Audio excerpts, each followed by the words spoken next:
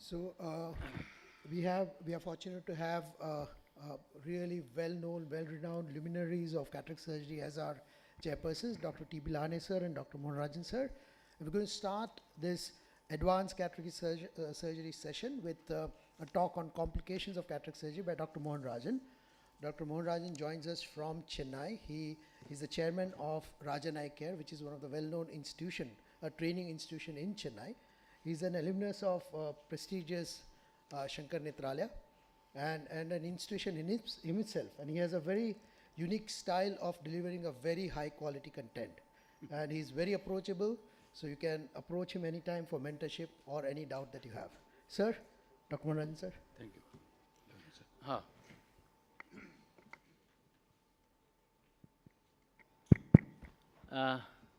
Good afternoon, everybody. So we are starting the session on the cataract, advanced cataract surgery, with advanced person in cataract, Dr. Mohanrajan.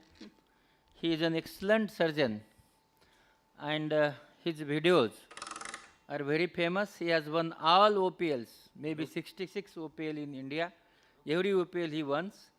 So Mohan is going to. Mohan तू ही बोल रहा है क्या? हाँ, दोनों topic है.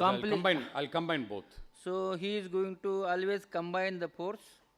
So both topics he is going to speak. That is a complications of the cataract surgery, Mohan. But how you can have a complication? You should not. Okay. So Mohan Rajan, he is from Chennai and he is president of Tamil Nadu Ophthalmic Association. Mohan, go ahead. Thank you, Laganai sir, and thank you, Santosh, Maipal, and the entire Rashmin, entire team CFS for the wonderful opportunity of being here. This is not the first time I'm in iFocus. This is probably the fourth or fifth time, but every time I enjoy this. I'm going to combine these two talks, and it's going to be a little more interactive as well. These are my financial interests. Friends, I want to tell you one thing before I start. We are in the golden present. What is this golden present? Golden present is what is today happening in ophthalmology is gold. It didn't happen yesterday. When we were doing post-graduation, it's not going to happen tomorrow. It's happening today when you are all postgraduates. And that's the reason I think you should make use of this opportunity and do the best, because no other part of the world will have teaching programs like this. Something which is incredible, I will tell you. Last week I was in Malaysia, and many postgraduates, residents and consultants, they were coming from Indonesia, Malaysia and China as well. And they said they don't have any postgraduate teaching program. So I want to give credit to this guy, you know, Santosh Hanava. In my opinion, the gold standard of ophthalmic education. I think should all give him a very big round of applause. So doing it for 1 or 2 years, it's not a difficult job, but consistently doing it for 10 years and doing it successfully is something which is very remarkable. Santosh, hats off to you, and you are the role model, inspiration for all of us. And of course, the big boss is there, and he inspires all of us. You know, he's also been a great man. So what I'm going to talk to you in the next maybe 20 or 25 minutes, sir, please tell me when I am out of time, sir. Because whenever I get the mic, I keep on hogging the mic for some time. So, if you combine science with fun, okay? If you give only pure science, only 30% goes into your brain. Past 1 week, you all been saturated with all oculoplasty, retina, cornea, and whatever it is. But if you combine science with fun, that is what I'm doing in the ophthalmic Premier Leagues as well. Your assimilation will be 80%. And what I'm going to tell you is not only for postgraduates, it's going to be useful for you when you go for the exams, but also for when you start your practice later. Okay? And you remember this, because otherwise it's very difficult how much your brain can assimilate. Okay? You'll keep forgetting, especially when you are in a tense moment, when the examiner asks something. I've been the DNB examiner for almost 15 years now. So the OPL was started in 2007. Brainchild, as you know, Amar Agarwal, the most popular session in any conference. As you all know, how many of you have seen the OPLs? Yeah, okay. Combination of science and fun. and I have the credit of having, as Lagane sir, 65 out of the 78 OPLs I have won till now. Just to show you, we started actually this OPL when the IPL started in 2007, but at that time we thought it will be only fun, okay? But we never did realize, both me and Amar, that it is going to be one of the important platforms for delivering knowledge with fun, which makes the people remember that forever. So what is the management of complication? The difference between an ordinary and extraordinary surgeon is how you manage the complications. Let me go through some series of this thing. There are white cataracts, as you know, we have discussed this in the morning as well. Intumescent white cataracts, mature white cataracts, hypermature white cataracts. So this is as soon as you touch, what will happen? It goes to either side, okay? This is the Argentina flag sign, okay? And this, because of the interlenticular pressure, very common in the type 1 intumescent cataracts. Less common in type 2, but very rare in the type 3, which is a hypermaturity. Okay, this is a patient, actually he was operating way back in 2005, I think, and he was a former union minister. It happens only to VAPs, okay? And this is a VAP syndrome. Ordinary patient will come, no, you will not, you will get away. This VAP and the union minister, I just came back from Brazil for a conference, and the physician of that union minister was watching through the side tube. He asked me, what is this technique? This is a technique I learned from South America, I said. Okay. This is Argentina flag sign. But once you get an Argentina flag sign, see what I'm doing. Okay, I didn't lose my calm. This patient actually wanted a multifocal lens. Imagine what will happen. Somebody is watching through a side tube, VIP operating. Outside, about 5 security guards are there. They'll shoot me. Okay, I'm just telling you. So I'm just trying to convert that into a semicircular axis. Another part also into a semicircular axis. Fortunately, fortunately for me, this cataract was not very hard. Can I have some water, Rashmin? Yeah, was not very hard, so I was able to. See, the main thing is, because this Argentina flag sign can extend across the equator into the posterior capsule, and within a millisecond, you can lose the entire nucleus into the vitreous cavity. Okay, so what I'm doing a direct chop technique and bringing that nucleus up into the anterior chamber or iris plane now and then putting viscode into the, making sure. I don't mind losing some corneal endothelial cells, but I don't want this rhexis tear to wrap around and produce more problems. So in this patient, I was able to put a lens, and my heart actually stopped. But what happened was, see, this is just to show you, you can just put a 27 gauge needle, okay? That will aspirate the, what you call the liquid cortex. Can you see that, how it's happening? Okay? And once you do that, it will take care of the pressure, and then you can go ahead with the rhexis. Or you can use a zeptorhexis. The zeptorhexis is what Mahipal was talking about. It's an invasive technique. Sometimes in a shallow chamber you can't do it. Or I'm doing nowadays, I have access to catalyst, the femtorhexis. It's almost always a foolproof method. What happens in intumescent cataract? Okay, many people talk about the pressure in front of the anterior capsule, that is underneath. But there are 4 components. The pressure underneath the anterior capsule, the nucleus is bulky. There is a pressure in front of the posterior capsule.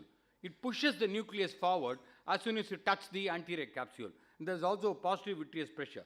So I always give a block and super pinky, make sure preoperatively I give them mannitol as well, especially the type 1 injecting. This just to show you the punctorhexis.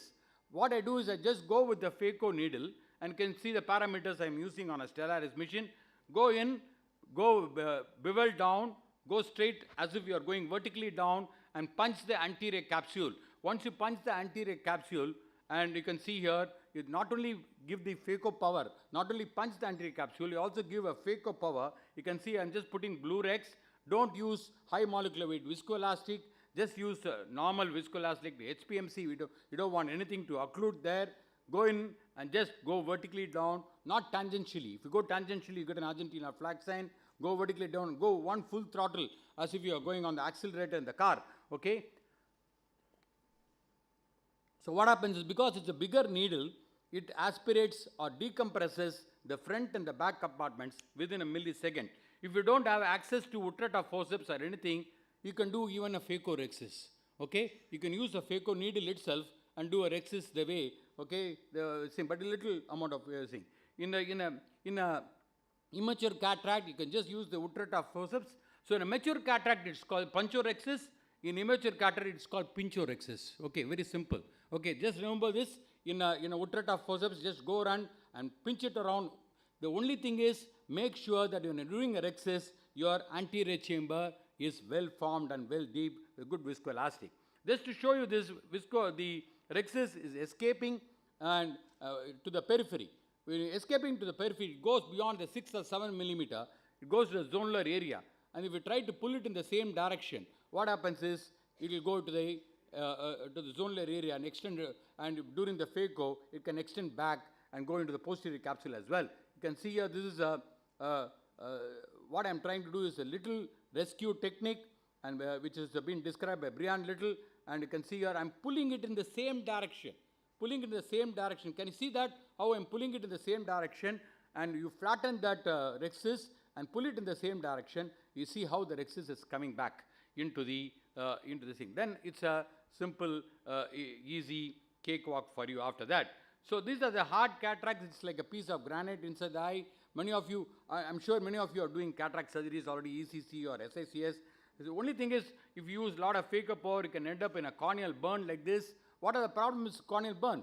Can anybody tell me? The corneal burn can produce irregular astigmatism, can also produce wound infection, inflammation, endophthalmitis as well because of the wound gape, and you need to sometimes put multiple sutures to take care of this corneal burn. So this is just to show you an arcuate incision. Okay, I'm just showing this. I have a hard brown cataract. Again, I've done a femto here. The arcuate incisions are leaking. Whenever there is a leaking wound, come out of the eye. Make sure that you strengthen that wound. Put a suture. Don't go ahead with the phaco. Why? Because you don't want shallowing. You don't want any leaky wound there. So again, making sure that you are very important for all of us.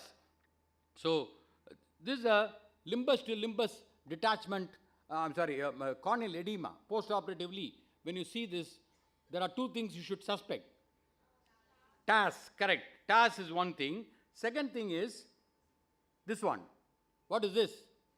Descemet's membrane detachment. You have an access to ASOCT. You do an ASOCT, and you can see the Descemet's membrane detachment in this particular case. And how I'm putting an air, you can put air, SF6 or C3F8. Most of the times the air becomes all right. Sometimes you might have to, if the air, they don't become all right, then you have to put the SF6 or C3F8 for a long-term tap in it. Only go through in the opposite quadrant of the Descemet detachment, and then fill it with air. Make sure that it is watertight or airtight, I would say, and making sure that the air does not escape, and put the patient on the supine position for a long time. So again, air injection is very, very important. Again, soft cataracts. I'm sure many of you are dealing with the soft cataracts. What I'm doing is, I'm doing what is called a spring surgery. What is spring surgery? Sequential pulse removal of the inner nuclear girdle. So one of the earliest surgery which has been advocated, you can see here, I'm just going through the thing, and this is called the thing wherein you make a shallow trench, or little harder cataract, you can do what is called the divide and conquer. The divide and conquer technique, or the 4-quadrant technique, which has been described by Shepard, and the 4-quadrant technique, wherein you can see here, this is the way you graduate, and then as you become a little better, you can do a trench and separate that and go into a stop and chop, which has been described by Paul Koch. Again, chopping each of this. Only thing is, in chopping, what is this thing is, you need to have your left hand much better than your right hand. So you need to be ambidextrous, and that is the reason why we don't graduate straight away. This is a horizontal chop. In a horizontal chop, don't use a sharp chopper, use a blunt chopper. In a horizontal chop, you go underneath the rhexis and come from the periphery. Okay? You can see here how I am coming from the periphery and go underneath the rhexis. You can do this in about grade 3 because the cortical cushion is there. Or if it's a little, patient is having a little higher anterior chamber depth, high myopia, you can do what is called, you can prolapse the nucleus and do what is called tangential chop. And this is the vertical chop, which I have described as quick chop express, wherein you can do it for the thing, wherein you use a sharp chopper, and this sharp chopper, you can just make a small trench there, and then only thing is, you can see here how the chopper works, and you need to make sure that the chopper is there. Vertical chopping is done right in front of the rhexis margin. It's very important, in front of the rhexis margin. Unlike the horizontal chop, wherein you go, vertical chop is done with the sharp chopper, where the horizontal chop is done with the blunt chopper. So these two important things. Only thing is, we can't do vertical, horizontal chop in these cataracts. The problem is, these cataracts have very huge nucleus, and more nucleus. There is no epinucleus, or there is no cortical cushion as well. So the horizontal chop may be a little more dangerous as well. So phaco in posterior polar cataract, when you have a patient with a posterior cataract, mature cataract like this eye, look at the fellow eye. Look at the fellow eye. If you look at the fellow eye has got an AC IOL lens in the sulcus or an iris fixator. And this give you an indication. Be careful about hydrodissection. Okay, because once you do an hydrodissection, this happened to me recently, even last month, and one of my visiting surgeons brought up one patient, mature cataract. The fellow had a lens in the sulcus, which you noticed later. As soon as they did an hydrodissection, the whole nucleus went in. Okay, but just to show you that posterior polar cataract, as you know, we have discussed that in this thing. You can see here, the problem in the posterior polar cataract is, anybody can tell me that? Pre-existing dehiscence. The dehiscence is not like a posterior capsule rupture. I'm going through this quickly because we have a talk, I think, in this session as well. You can see very, very typically the two pillars on the posterior capsule. It's like a two pillars in the posterior capsule, very typical. So once you have a PCR, okay, you need to put viscoat or any viscoelastic, whatever you have, and always remove the vitreous. Go bimanual. Create a right side port, go bimanual once you have a PCR, and then go and remove the vitreous first, and then remove the cortex, and then go ahead and put a, you can see here how I'm doing that, and then go ahead put a multi-piece lens in the sulcus. Don't leave the multi-piece lenses in the sulcus, okay? If you leave it in the sulcus, there's a possibility of a UGH syndrome or even secondary glaucoma or decentration as well. Lock these lenses. You can see here how I'm locking this optic. This is called the optic capture. You can see the optic capture is very, very typical, and the optic capture actually locks the lenses and prevents the lenses from moving even a micron. So this locking, as if the lens is in the bag, the haptic alone is in the sulcus. This locking is very, very important. Only thing is you need to have a slightly smaller rhexis. Once I lock these lenses, you can see here how this 2 months, 6 months, 2 years, patient having perfect centration of the lens as well. Just to show you that femto in PPC, nowadays all the patients, PPC, myopal is also talking about, even if the patient doesn't pay. Just to show you that this is a young girl with a posterior polar cataract. I've done a PPC, the femto, and you can see there is a plaque on the posterior capsule.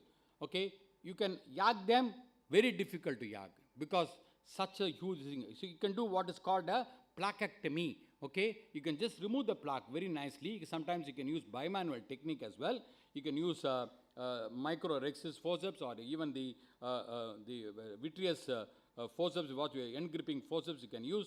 And you can see how I'm putting a symphony lens, and these are the pearls in the PPC. Pseudo-exfoliation, as you know, the problem with the pseudo-exfoliation is that you can have what is called ARIS, acute intraoperative rock hard eye syndrome, wherein through the zonules, not only pseudo-exfoliation, any patient with a zonular weakness or high myopia, through the zonules it can go, the fluid can go through the zonules and hydrate the vitreous, start hydrating the vitreous, and you can see all of a sudden the AC, the PC will come forward during the surgery, and the AC will start collapsing. And you can see this myopal was talking about, lot of patients are on tamsulosin nowadays, okay? And this tamsulosin is, you need to ask for the history, is very important, because many people, even physicians don't understand what exactly. This is the first talk is over, sir?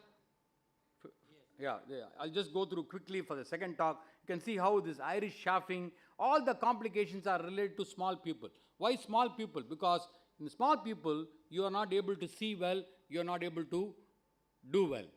So that is the reason. I'm telling all the postgraduates also, because you need to adjust your microscope. Spend time on adjusting your microscope before you start the surgery. Because you need to focus very well. Okay, and you need to focus from the anterior to the posterior capsule and during cortical removal and all these things. Another patient with IFS. PCR, Arup is going to talk about. Anticipate PCR in traumatic cataract, post-vitrectomy, posterior polar cataract, and hard brown cataract, small pupils, all these patients you can anticipate PCR. You can see this is the patient, you can see here, whenever you do hydrodissection, okay, you need to decompress the nucleus back into the bag. If you don't do that, what will happen? You can see here, there is a, see this, what is happening? Somebody can notice that, what happened? The rexis broke. Yes. What? Because there is a pressure underneath, behind the nucleus. It's called an acute capsular blowout. Okay? The rexis broke, and I'm sure this rexis will go back, and as soon as you put the phaco probe, it will go, the nucleus will go inside. Okay? And this is, when you have a PCR, what is the most important golden message I want to give? When you have a PCR, don't use coaxial irrigation aspiration. Coaxial irrigation aspiration means the irrigation and aspiration are in the same port. So when you have a PCR, switch over to bimanual, wherein the irrigation is separated from the aspiration. The irrigation is separated from the cutter. Okay, no, don't use sponges, don't use de-waker scissors and all that. Just to show you this, you can see here, this is a PCR, and this is actually an old video. You can see what is happening. Okay? So when you have PCR, what happens? You become jittery.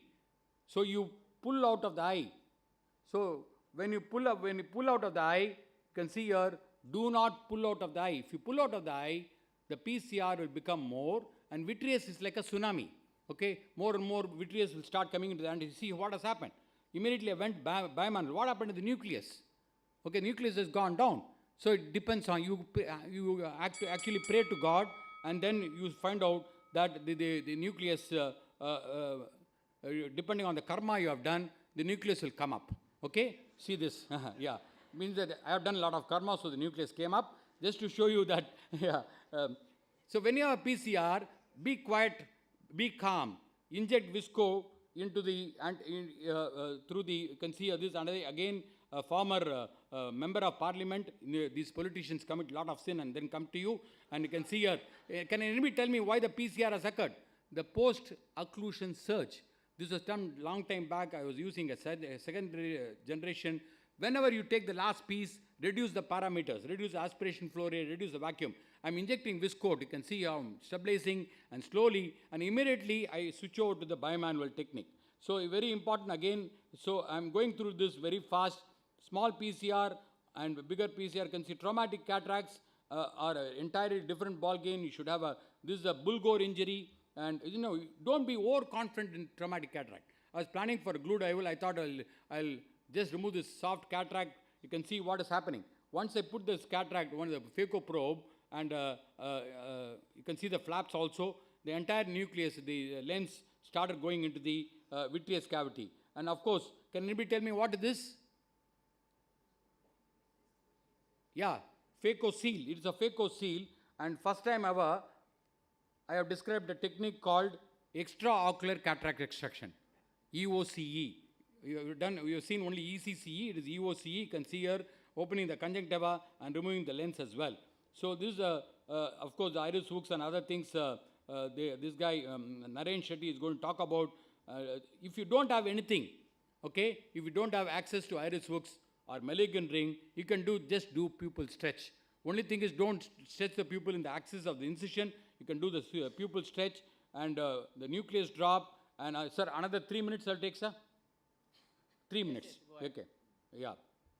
Nucleus drop. You can see here. My assistant puts heavy molecular weight viscoelastic on the cornea. What happens? Push the nucleus into the vitreous cavity. Okay. So once the nucleus goes back, okay, you can see how the nucleus goes back. What will you do? Don't chase this nucleus. Why? You can end up in giant retinal tears. Okay. So go in and do a pars plana vitrectomy. If the nucleus is there still in the pupillary area, you can do what is called anterior assisted levitation. Anterior, all. Remember this all. Anterior assisted levitation of the nucleus is very important. Again, you can see how I brought it, but the nucleus has to be in the pupillary area. Again, this patient, this is one of my postgraduates. You can see here, this is a pseudo exfoliation and a mature cataract. What is the mistake she is doing? Yeah, see, wherever there should be pressure, she is putting counter pressure. Wherever there should be counter pressure, she is putting pressure. So the nucleus gradually the nucleus starts going into the vitreous cavity. You can see here how the nucleus is sunk, but still it is there in the pupillary. It's not gone into the vitreous. See, I did what is called the posterior assisted leveling. Gone through the pars plana, put a sclerotomy, and put a posterior assisted. Only thing is, don't do it in young individuals. Don't do it in eye myopes. All these patients you need to carefully this thing. Just to show you one patient with the Morgarian cataract. It's a Morgarian cataract. The problem is very difficult to do the phaco. So what I have done is, I've done the rhexis, and then I brought this nucleus. It's a very small nucleus, and then an IOL scaffold. You can see put an IOL in the bag, and then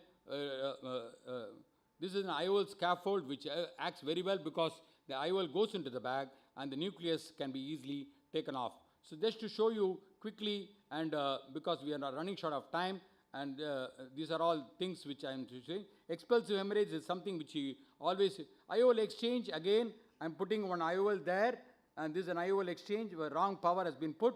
I brought this lens IOL into the anterior chamber. I am putting another lens in the back because during the removal of this IOL, I don't want to rupture or damage the PC. Very important. Put a lens underneath this IOL. I am making sure. This is again a sinking IOL. This is a patient. One of my optometrists came and told me, sir, there is a patient with a recurrent mature cataract, sir. What is the recurrent mature? Nothing but an opacified IOL. Okay, opacified IOL, and it's a hydrophilic lenses. And just to show you a patient who has got, you can see here, this is a lens which has got caught. Okay, the haptic, especially when you use the green injector, the Medicel injector, this can happen. We try to pull the haptic, what will happen? It will get cut, and you need to enlarge the incision or break the lens or cut the lens and take it off. So what I am trying to do is here, as you can see here, this is a Medicel injector. Nothing wrong with the lens. I am using an iFocus lens there, but you can see here the trailing haptic has got caught in the cartridge. Can you see that? How the trailing haptic? Because the space is very narrow between the silicon, the plunger and the cartridge wall. So just take a 11 blade and what you do? Make a incision on the cartridge. Okay, this is called the ocular episiotomy. You have done episiotomies, no, all of you. Okay, this is called the ocular episiotomy. Very simple. You can see how beautifully the haptic gets released. So take-home messages is phaco complications, prevention, recognition, management, optimum results are very, very important. Just to show you quickly out of this thing, just a drumstick which has been removed from the eye because this is supposed to be a blockbuster. You can see a drumstick. However, at that point of time in 2008, it was the largest intraocular foreign body, and another patient with a caliper, which has been there, just to show you out of interest. Don't give up these patients. All these patients are doing very well, even after about 12-year, 13-year follow-up. You can see this is a caliper. Okay, the measurement is already there on the this thing caliper. You don't have to measure this intraocular foreign body. So the causes of corneal burn: excessive phacoenergy, tight incision, failure to remove. Quick, 3 questions. All of the above. Hydrodissection awarded in all of the above, except capsular hooks. Sharp chopper is used in choice of IA in PCR, bimanual. So strive for perfection and you will reach excellence. Don't worry, be happy. Thank you very much.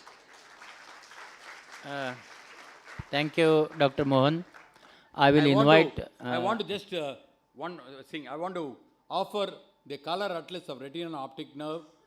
Anybody wants a free copy, complimentary copy, please email to me. My mail ID is drmohanrajan, drmohanrajan@gmail.com, or you can inform Rashmin. We'll send it across to you.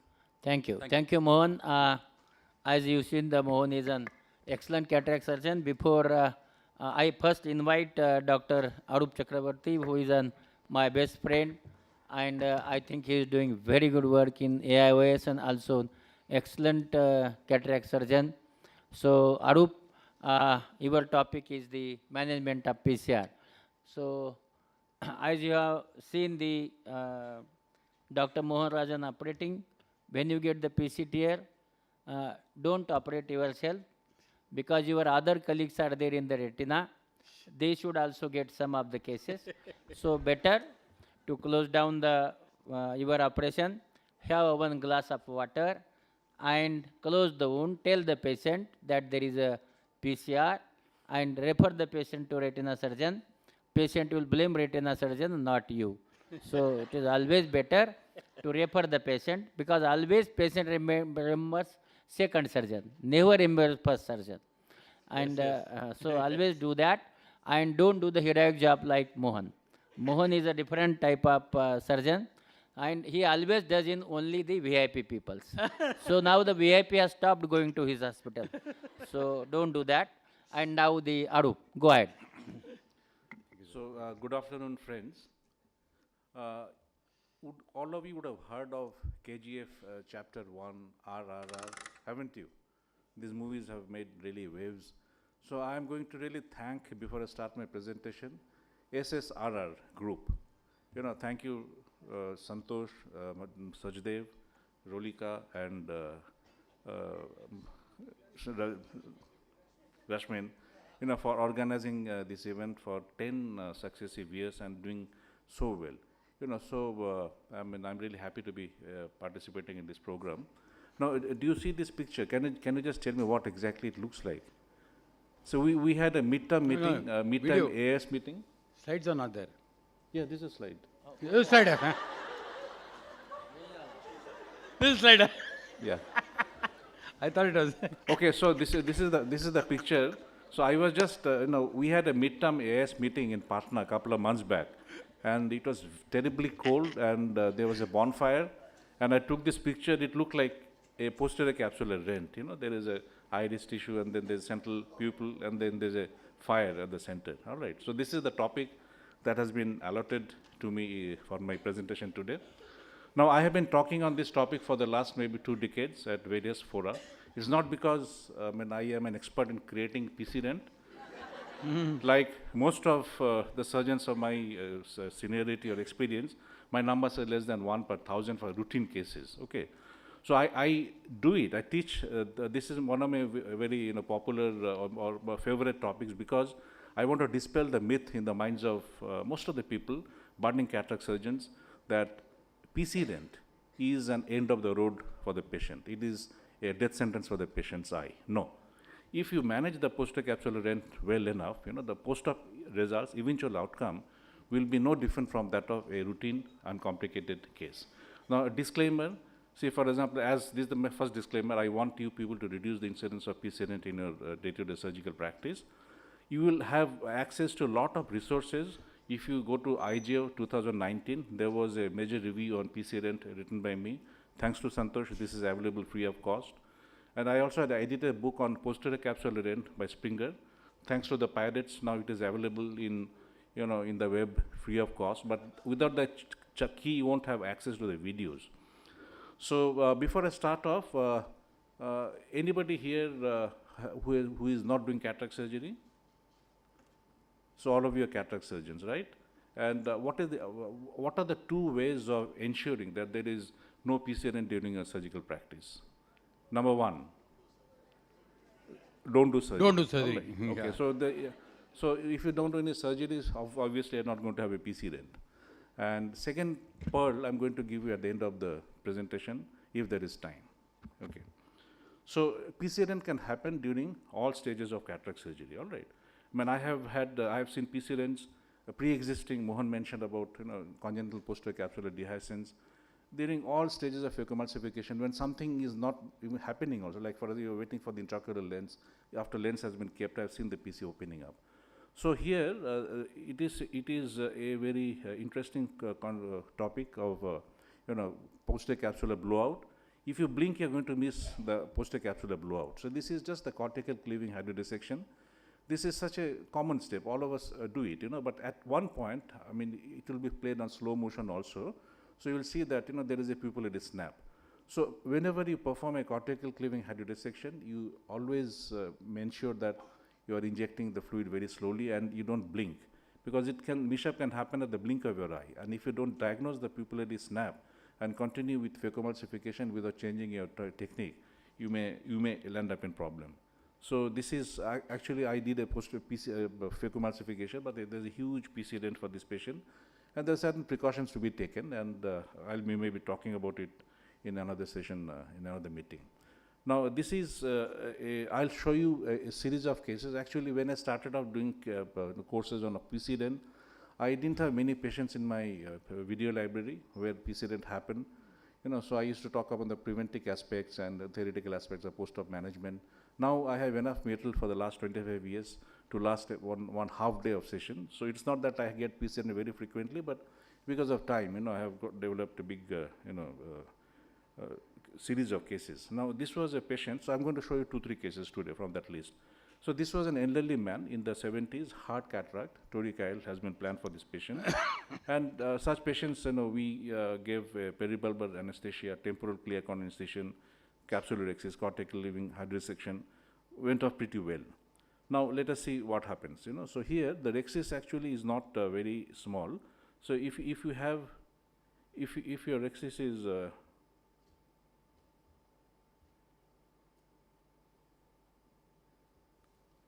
is the video playing? Yeah. Okay. So, now let us see. Now, the phacoemulsification started pretty well. There is nothing, it is going on slowly. Okay. So, I decided to make a deep debulking of the central nucleus. As you see here, I usually do it in a linear pattern. This is a mega tape which gives me an enormous cutting power. It works like a magic. So, I try to go as deep as possible. So far, so good, and I have not got any clues as to something is going wrong or something wrong is going to happen. So engage the nucleus with the phaco tip, and then this is the sharp chopper. You start chopping it from the periphery. It is basically oblique chopping, and then it's not necessary for you to develop the chop line from the periphery to the opposite pole immediately. You can do it in a step-by-step manner, chop in situ. So that's what is happening. So I made a chop line which came up to the center. The nucleus sort of rotated pretty easily. So one of the signs of posterior capsular rent is when the nucleus behaves in a bizarre manner. It is not, there's no followability. You're not able to rotate the nucleus properly. The nucleus starts tilting. But so far nothing of that sort has happened. So this is a routine surgery. I have chiseled off one big segment from the nucleus, and just to create more space in the capsular bag, because these bags are very tight, very compact bag, Manipulating may become a little difficult if you have not decompressed at an earlier stage by removing a small chunk. Now, at this stage, I realized that there's difficulty in rotating the nucleus. There's no followability. I'm on high vacuum, high flow, but still the nucleus doesn't come to the phaco tip.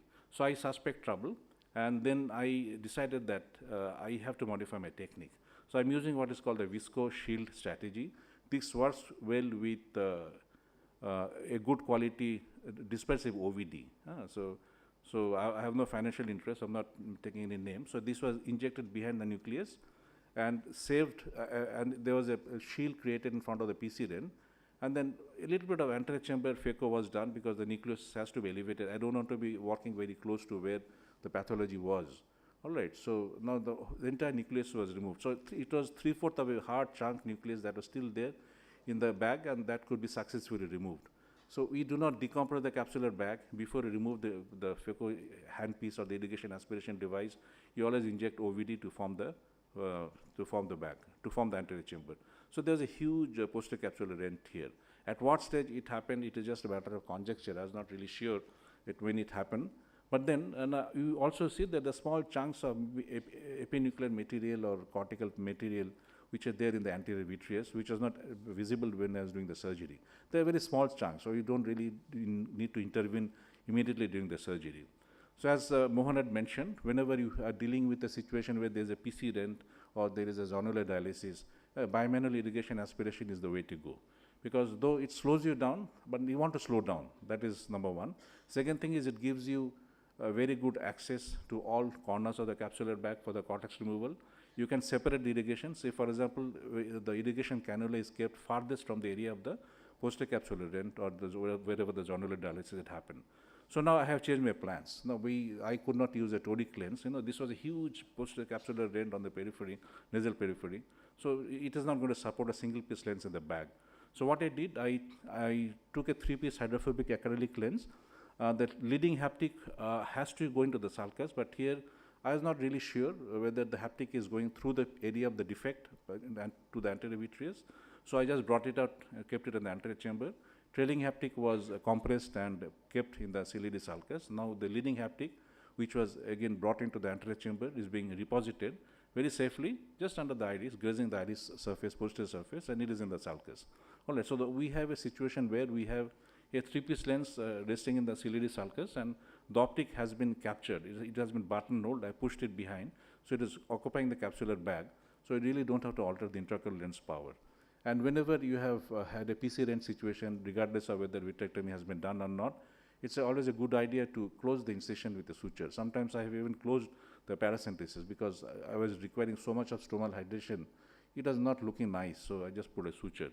So basically, whenever you see nucleus behavior to be suddenly turning bizarre, you assume that something is going to go wrong. And please remember, vitreous is more expensive than visco. In this particular case, I had to use a viscoat. Each, I think, couple of syringes are viscoat. So any thought of finances go out of the window whenever you have a problem related to PCRN and you want to prevent vitreous disturbance or want to do a good vitrectomy. Because eventually, if you have a vitreous loss not managed well, post-operatively, patient is going to come back with a lot of complications, and then it's going to only add on to your headache. Viscoshield strategy with the viscoat worked like a miracle here.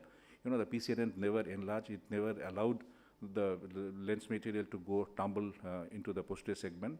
Bimanual irrigation aspiration is to be done. Now, this one I will bypass. Okay, now this is a case which, a pre-existing posterior capsular rent. This man is in his mid-70s.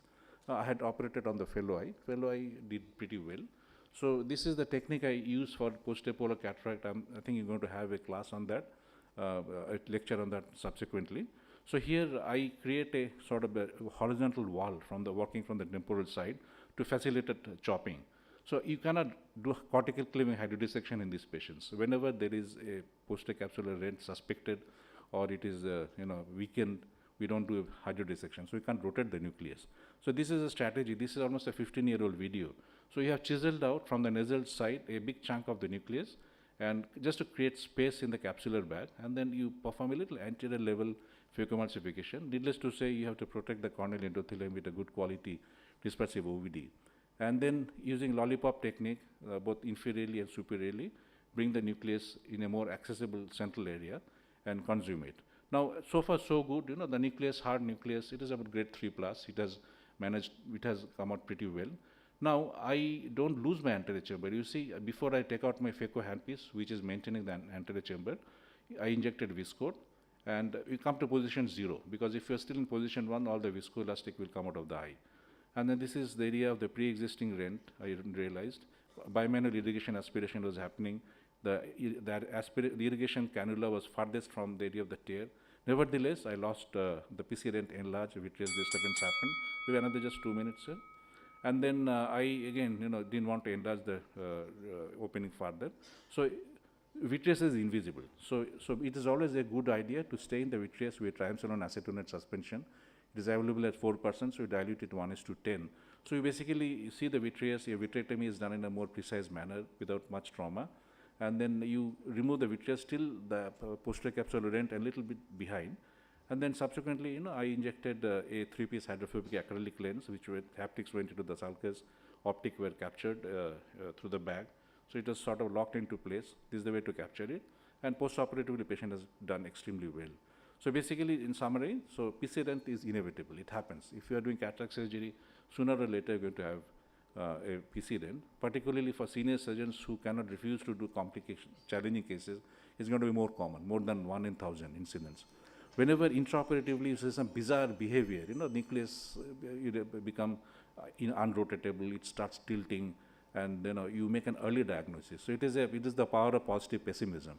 You suspect something that has gone wrong, though it might not have gone wrong, and take precautions, and you will have only your decision to thank at the end of the day.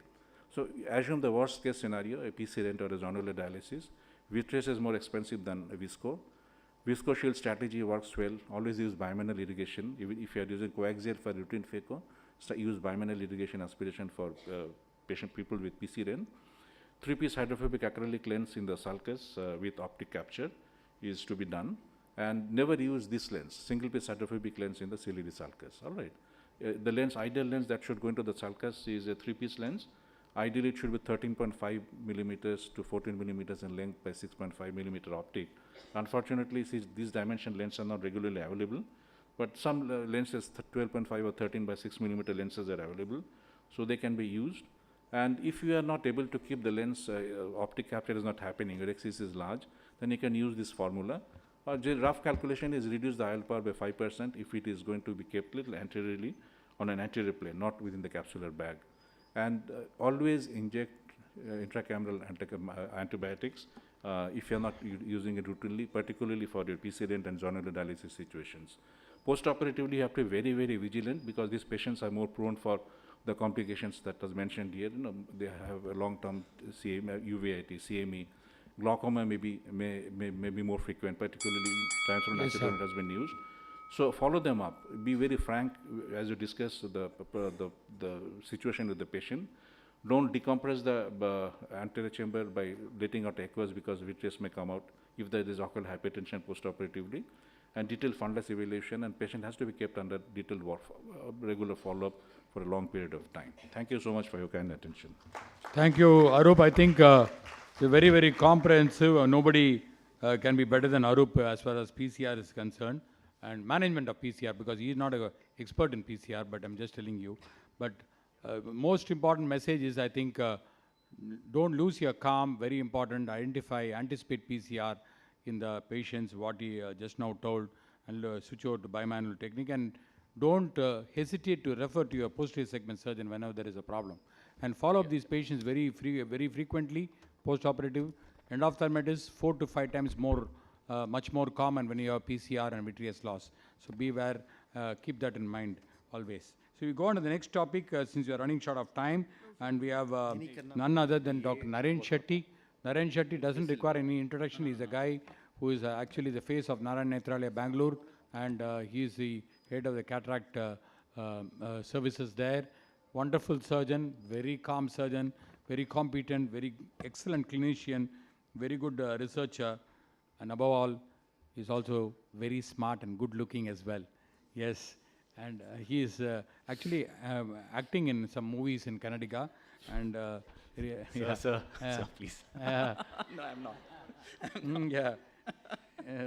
Naren is a fantastic guy, and you know, how he uses the Centurion mission, you have to see it to believe it in live surgery during the surgical strike recently. He's going to talk to us on a very important topic, which is a small pupil and IFIS management. Small pupil is a huge problem. Naren, over to you. Thank you for the kind words, sir. And so on the onset, I would like to thank Dr. Santosh sir and Mahipal sir and Dr. Ridhika for giving me this opportunity. Today I'm going to talk about cataract surgery in small pupils.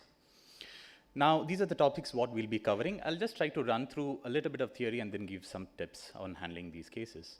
So there is no strict definition of what is a small pupil, but at least usually it's about 4 millimeters. But in an experienced surgeon, it might be from 4 to 5 millimeters. For an experienced surgeon, it might be from 3.5 to 4 millimeters. Now, what are the different causes of these small pupil?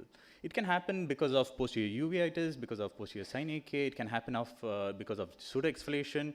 I won't go into the actual really physiological part of it, but I'll try to briefly run over it. So basically, it can happen because of diabetic neuropathy, previous ocular trauma, high hypertension, floppy iris syndrome, prolonged myopic mitotic therapy, and also last stage syphilis. Sometimes it can also happen in terms of surgical causes. It can happen because of femtosecond lasers. When you fire the lasers very close to the iris or the pupil, this can happen. And also previous intraocular surgeries or manipulation, and if there is a long duration of surgeries where you continuously keep touching or disturbing the iris, it can lead to a small pupil. Now, coming to what are the challenges associated with this small pupil? Because of small pupil, you can have reduced red reflex. There can be increased risk of iris damage, iris bleeding. Iris can prolapse from the side ports. Usually you have a tendency to create a little more smaller rexus in these kind of cases. There can be incomplete evacuation of cortical matter because you're not able to see that well. There can be, in terms of centering the IOL, sometimes you don't even know where you're placing the IOL, or let's say if you're putting a toric IOL, it becomes a little bit challenging to orient it in the right axis. The next thing is also in terms of trouble that you can have is also, like I said, you can damage the iris when the phacotip can sometimes hold it and damage it. There can be loss of pigmentation, but we are lucky that we Indians have a lot of pigment, so if few is lost is okay.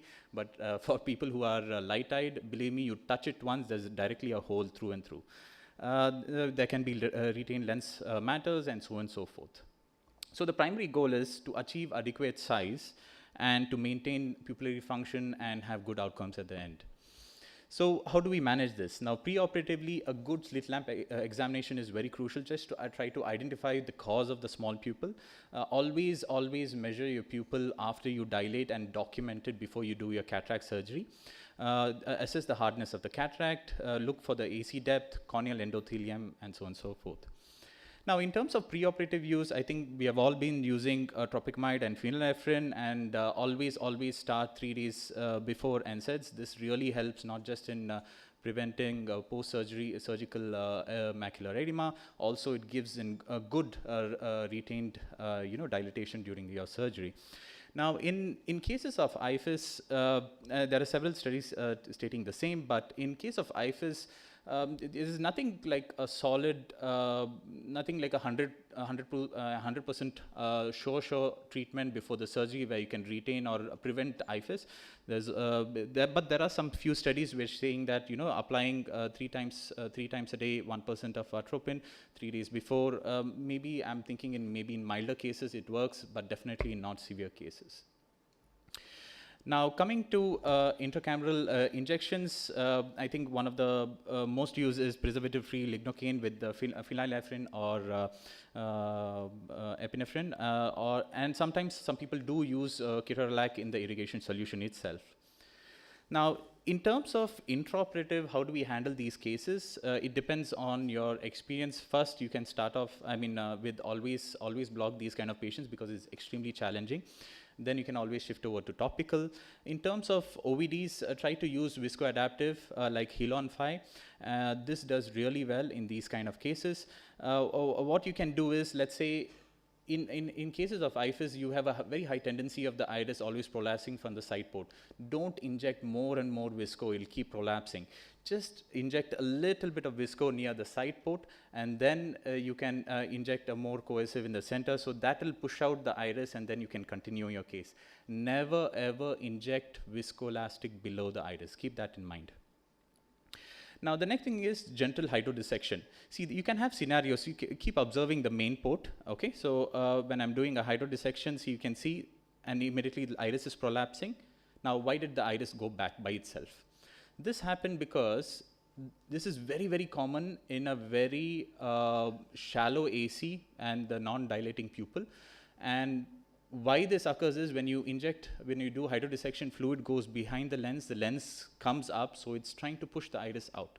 What is your first reflex? Normally, we don't release the fluid which is behind you. Just, iris prolapsing, I remove my instrument, then it becomes a big headache to handle these cases. So what is very crucial is immediately just release that fluid, then the iris goes back by itself. The next thing is decrease the fluid parameters. Basically, use low IOP and low flow and low aspiration and vacuum parameters. Now, but it doesn't mean that you have to have it so low that the chamber is very unstable. Always, depending on what machine you're using, make sure the chamber is stable and use the parameters.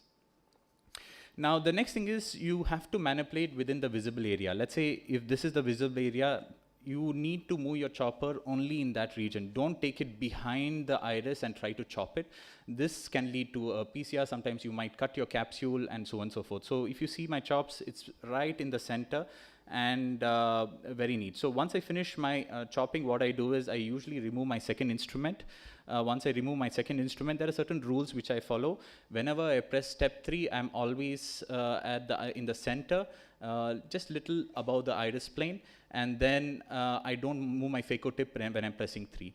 So this way, some people do a little bit of shaking of the phaco probe. Please do not do that. You really don't know where your phaco tip is moving around. Because even if you keep it still, it can eat so fast like you're seeing here. Now, the other thing is, now in terms of tip exposure, I know it looks silly. I mean, is it really that important, tip exposure? Yes, it is very important. If you have a very small tip exposure, what happens is when you go down to take your phaco pieces, the irrigation port is below your iris. So the fluid goes below your iris, pushes the iris up, and then what happens? The iris prolapse. So a small trick is, if you have more tip exposure, if you keep the irrigation ports above the iris plane, so that way, once you fill with visco, it is always pushed back, and the fluid is always on top. It will not prolapse. It's a very simple tip, but keep that in mind. Now, the next thing is bimanual irrigation. I mean, this is very, very useful and more superior than any other technique in these kind of scenarios, because you can really go below the iris and then polish the bag. Everything you can do fantastically with the bimanual technique. Now, using of pupil expanders, definitely initially, please overuse it anytime, because it's good to have more and more experience initially. Never try to go ahead with these cases without using pupil expanders. So there are different ways where, if there's posterior synechiae, you have to break the synechiae, then you have pupil stretching. Iris sketting, I'm not a big fan of. Then you have pupil dilating devices. So there are many pupil dilating devices, but because of shortage of time, I cannot describe all the different tips on handling these kind of instruments, but at least let's start with the basics. So let's go ahead with iris hooks itself. Let's say you have a scenario like this. See, you are in a dilemma like, okay, I have posterior synechiae, but I want to stain the capsule. But I have to put visco to release the synechiae, right? So what do? A simple thing, you create your incisions, put your irrigation cannula through the side port, and then you dial from the other side, free the synechiae first. Because if you see, it's not just in the center the synechiae, it's even in the mid periphery also there's synechiae. So you can easily release all the synechiae even before you put viscoelastic in the chamber. And then once you have removed all the synechiae, then you can put your the staining even below the pupil, and so that there's a good stain after that. The other small tip is how you create your side ports. Please do not create a regular side port how we create for our second instruments. If it is long, what is the orientation of this? If it is long, the cornea itself will hold the iris, or the iris hook in this particular angle. And where is the pupil and where is this? It's completely away. So every time you try to hook, it'll just slip away from it. So always remember, create a shot almost close to the direction at which you want the hook to be placed. Now, in terms of placing, I think once you have created your side ports, what you can do is, once you have put the hook inside, you can rotate it with the stopper. If you just rotate the stopper, even the hook also will rotate, and then you pull it, and then you can pull the stopper. Now, what I normally do is, so once I've done with my IOL, so I've implanted my IOL also, but after that, I put a visco-cohesive to remove my hooks. Why is that? That is because I can remove this visco-cohesive very quickly. I don't need to spend so much time removing it, and that can lead to raised IOP and so on and so forth. So once I've done that, so I think in terms of removing, it's pretty simple. You hold the stopper, hold the edge of the iris hook, and push it away. Now, a simple thing of removing the hooks, how do you safely removing without damaging the cornea is, okay, I think it's too fast. So let me go step by step. So what you need to do first is, you need to bring keep the hook sideways in such that it is parallel to the iris, bring it close to the wound. Once you have come close to the wound, what you need to do is pull the hook towards the limbus such that a part of the head just slightly pops out. Once it slightly pops out, you push it in the direction where it's popped out. So that way, you can safely remove these hooks without damaging the endothelium next to the side ports.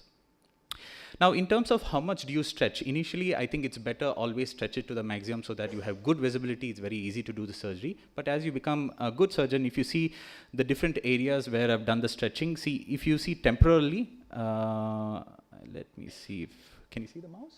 Yes. Okay, so if you see this part is very tight, correct? I like these two, these are perfect. This is okay, it's perfect, but little more. So if you see post-operatively, you can easily make out, see the contour of this pupil is perfect here, but you can see a little kinking in this region, little bit of iris damage. So be aware as you keep maturing as a surgeon of how much you're stretching these pupils. Now, let's say you have a scenario where the pupil has constricted once while you're doing your chopping off. That means you finished your excess also.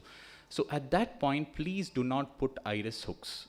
You can really get into trouble because sometimes you might hook the capsule also while you're hooking the iris. That can easily tear the capsule if you're using iris hooks. So use capsular hooks, and then you can one way it holds the capsule and the bag, and also you can expand the pupil also. So the other rule is phaco.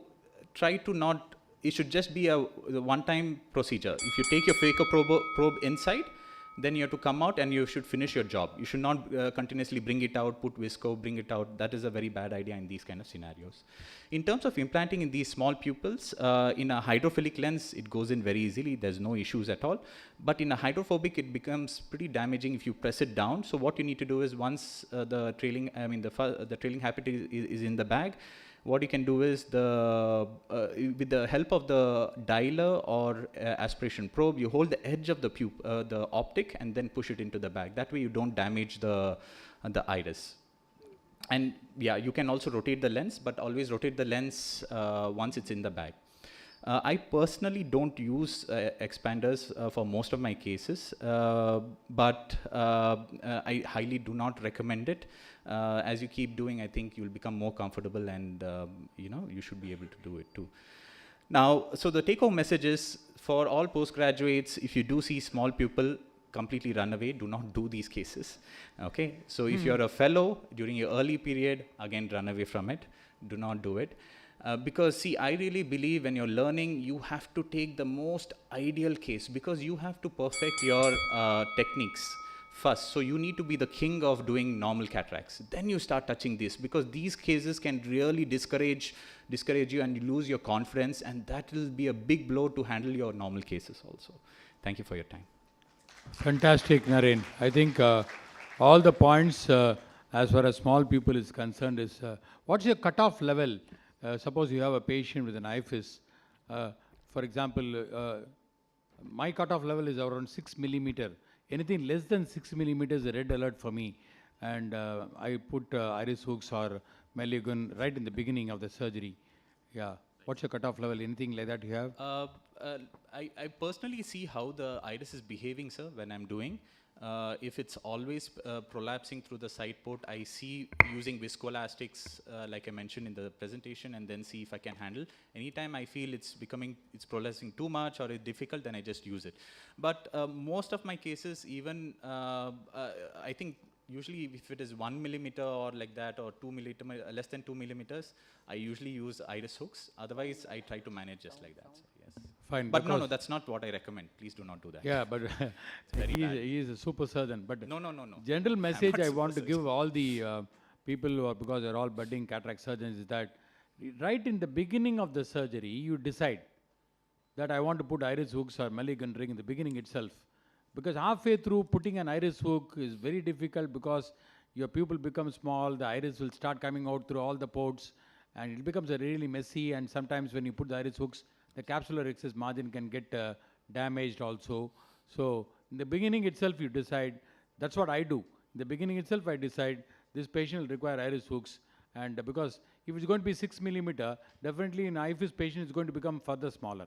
So without much ado, I think we'll go on to the superstar of Indian ophthalmology, Professor Lakhane.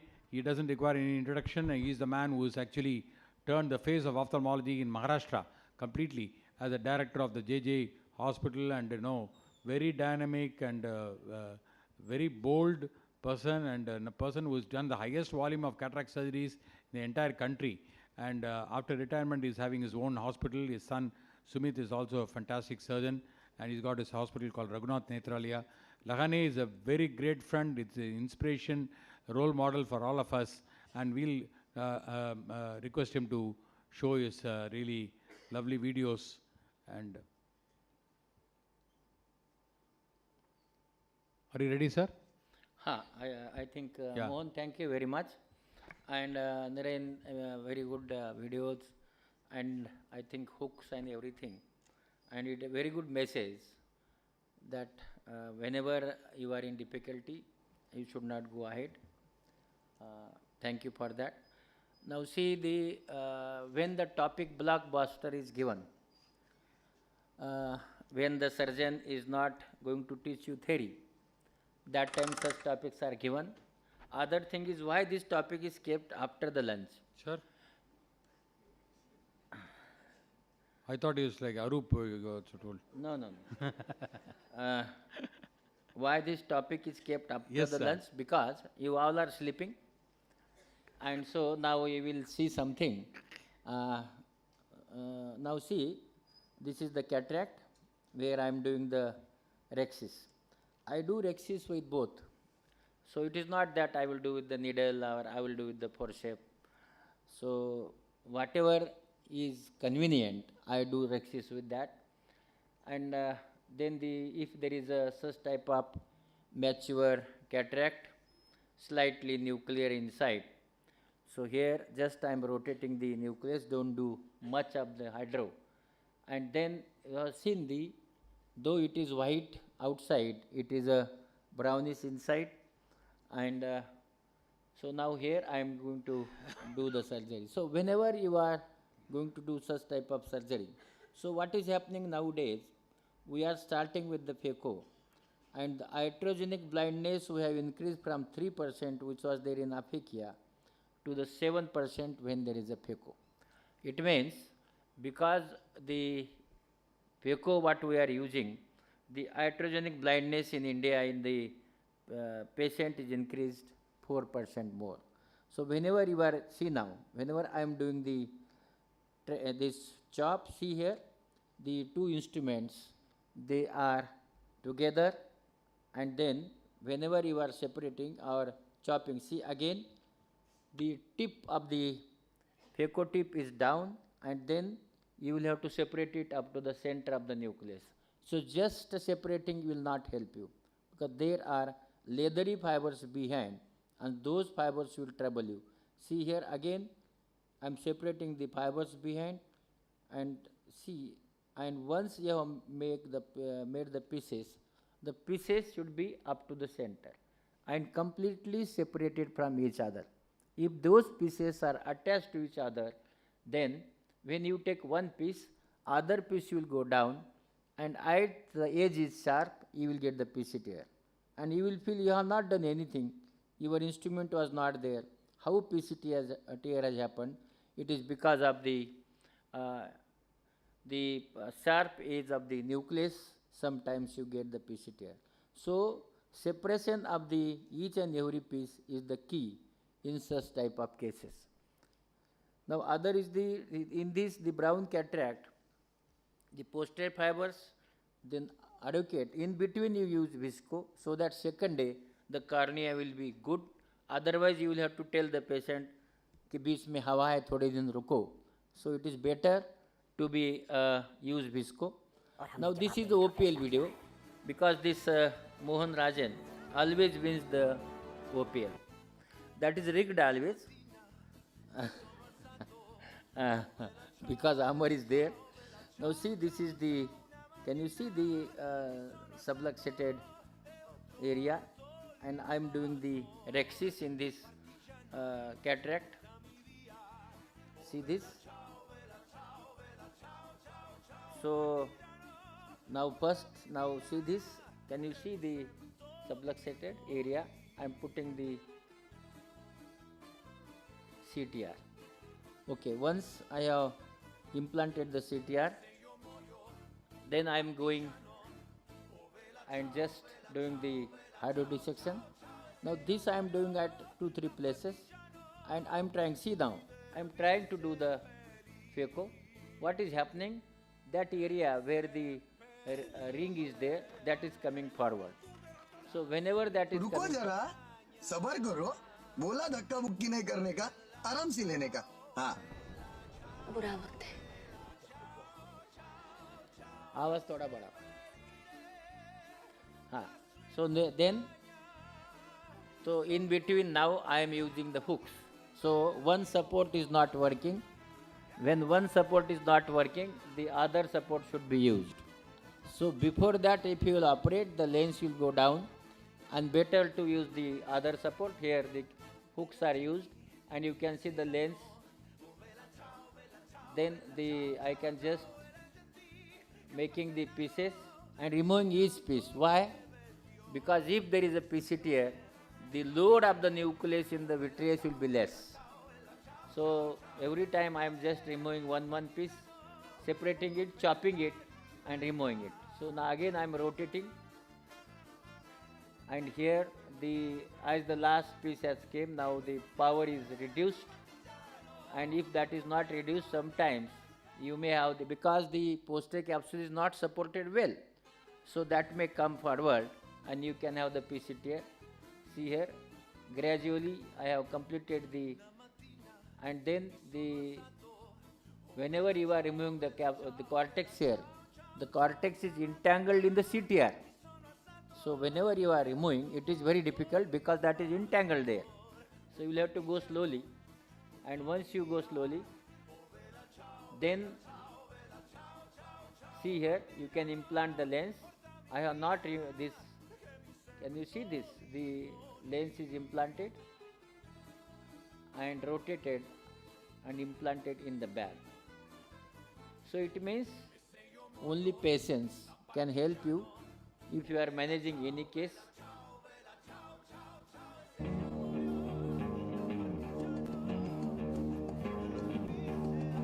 So what the take home message here is, so use the ring or segment, hook, or you can use the any assistant anchor you want to use, the stain with the triamcinolone so that you can see the vitreous there and do the vitreous. Now this is you can see the hypermature cataract. Now what happens when there is a hypermature cataract? The people come to you for the phaco surgery. So they stay at home, their kids, they will not see the patient. But once they come to us, then the hi-fi, kids, they say, no, we want phaco. So in such cases, first if you are practicing, charge them twice. Because this case is going to reduce your minimum 2 days of life. So better to charge the patient. Now see, now we are doing phaco, there is a very weak cortex. No, this zonules, no support. Yes, I have done the rexis, but how? Catorexis.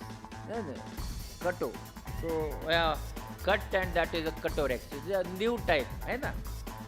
So this catorexis, I am putting the lens. The Amar always helps everybody. So he helps me also. So I have implanted the lens behind, and while you are doing the phaco, it is better to keep lens on the iris, so that lens will also not go behind. Otherwise, if you put it in the back, sometimes that will also go behind. And now, here I am doing the chopping. Now here you can see properly, whenever I am holding the nucleus, going in the, see here, and in the periphery and chopping.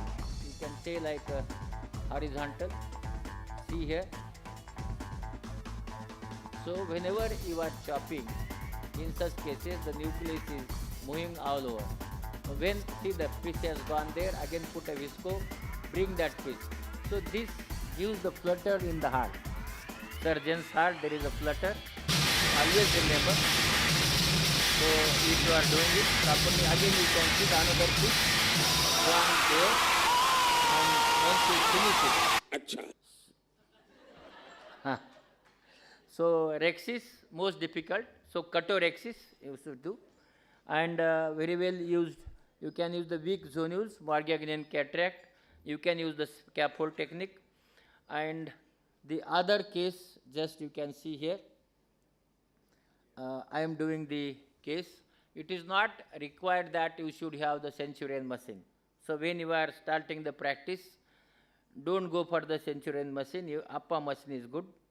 That works very good. And if machine is not working, Appa will take the machine and he will give the another machine.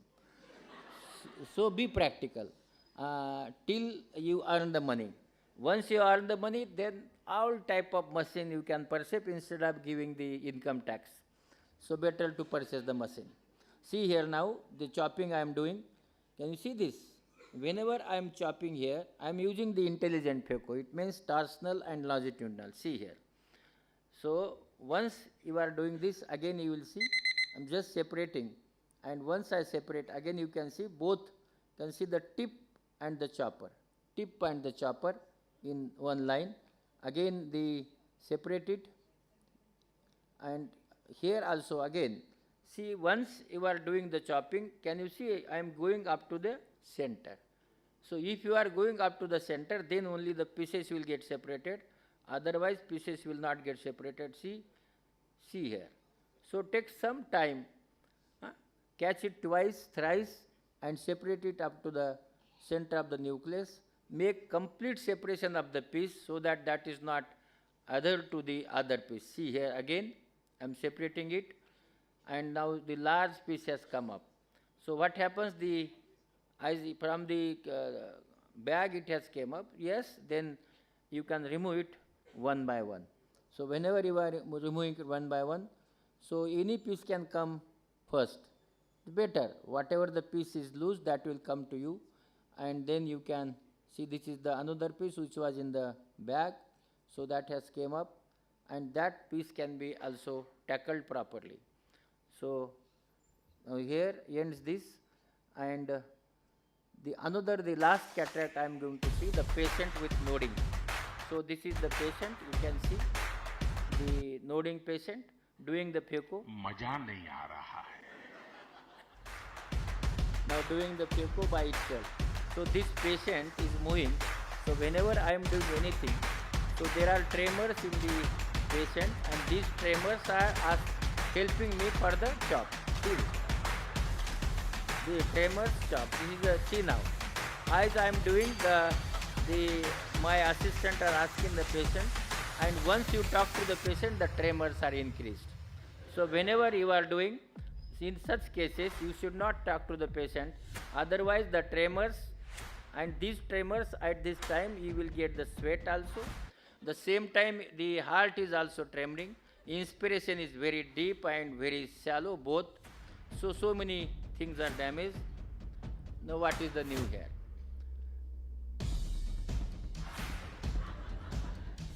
So this such type of video, and the show begins. So whenever the such type of video comes, see now the other patient, see here how much the movements are there, and in this movement also we are doing the phaco. Now whenever you are doing the phaco, only thing is that now I am aspirating.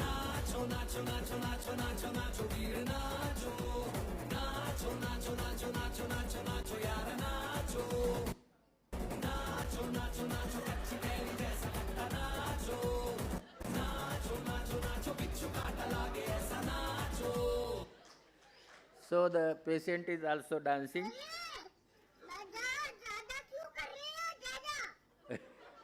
So I am aspirating the cortex.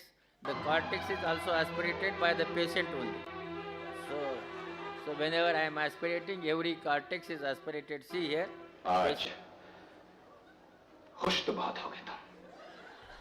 मजा आया. और मैं ये जो मजा है हिंदुस्तान के हर व्यक्ति को देना चाहता हूँ. सपने देखना अच्छी बात है. And lastly, the lens is also supported by the movement of the patient. Also, lens is dialed by the patient. And once that is dialed, see now, the lens is also just I'm putting my instrument there, and lens is dialed by the patient. So, the intravenous sedation is important, but after sedation also patient can help you by all type of movement. And the take home message is be patient.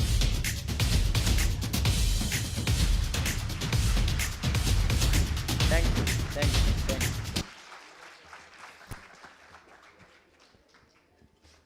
Friends, I think you'll all agree with me that was the best. Give a big hand for Professor Lagane sir. Making it so lively. I think it's important to have this type of attitude in your operation theatre. I'm sure all of you are going to become fantastic surgeons in the future as well. But it's important to keep your cool and probably take care. And that's the difference between an ordinary and extraordinary surgeon. And that's why he's an extraordinary person as well. So thank you, sir, for the wonderful thing. And we'll go on to the next topic. Rakesh. So, yes. Yeah, you can use his mic, sir. He has closed down my mic. Huh? This is Mohan Rajan. Now the Rakesh, I think he needs no any introduction. He operates the FICO in 1 minute and 45 seconds. Total machine. SICS in 2.5 minutes. He operates near about 18 cases in 1 hour. Am I correct? Yeah. So, and very excellent, gifted surgeon. Gifted. Why he is gifted? Because hard work, hard. So, in our dictionary, hard is not written.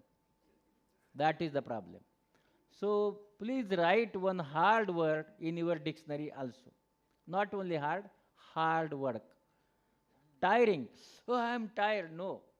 There is no place of tire in your life till 40 years of age. After 40, get tired. No problem. No problem. So, 4 tire, all 4 tire. 4 tire vehicle. But till that time, study, and hard work is the key of success. No other thing. So, go Rakesh. Thank you sir for kind of word और sir आपके मुंह से इतनी तारीफ सुन लो तो मैं तो वैसे ही ब्लॉकबस्टर हो गया so actually when actually asked to the अनावर सर कि इन द ब्लॉकबस्टर वीडियो मैं क्या प्रेजेंट करूँ बोले एनीथिंग इन इंटरेस्टिंग आप कुछ भी प्रेजेंट कर सकते हो and then actually I saw the intermission cataract so in the blockbuster movie they are the 3 things one is hero एक हीरोइन होती है एंड एक विलेन होता है So in the there are the 3 things here. So initially we not going to in the very theory. As you know, the 4 types of the cataract, intumescent is one of them. And actually this is the etiology. So I am going to directly on the video.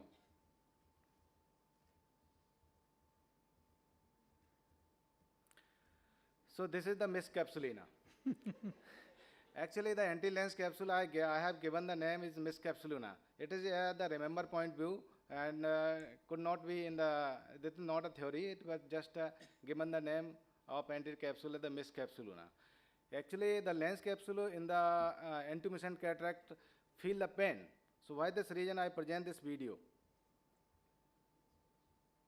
Please give the volume.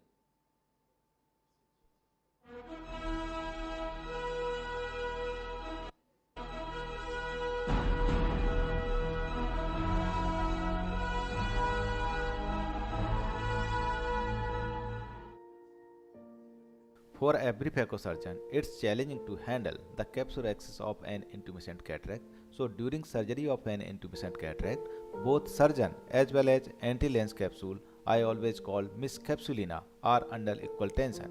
All of us, being an ophthalmic surgeon, have experienced surgeon tension at certain point of time. So now let us see what miscapsulina feels.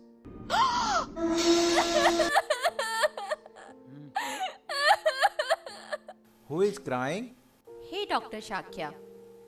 It's me, the lens capsule.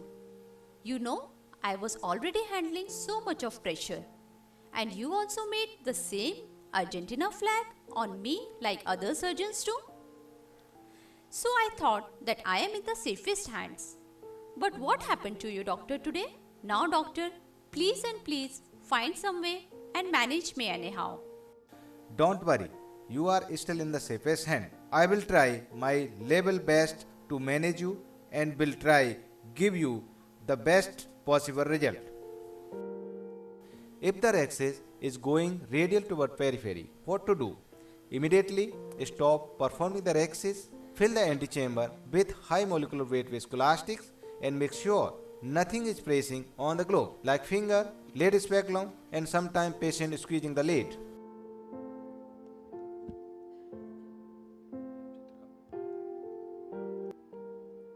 Small cuts. Why the bonus seizure?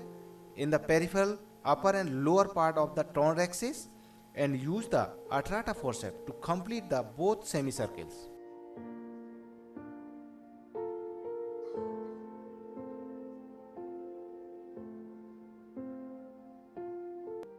Avoid perpendicular forces against the capsular tear, nucleus divided with soft vertical chop or sculpting technique in the iris plane. Most appropriate supracapsular phacoemulsification and parameter should be low.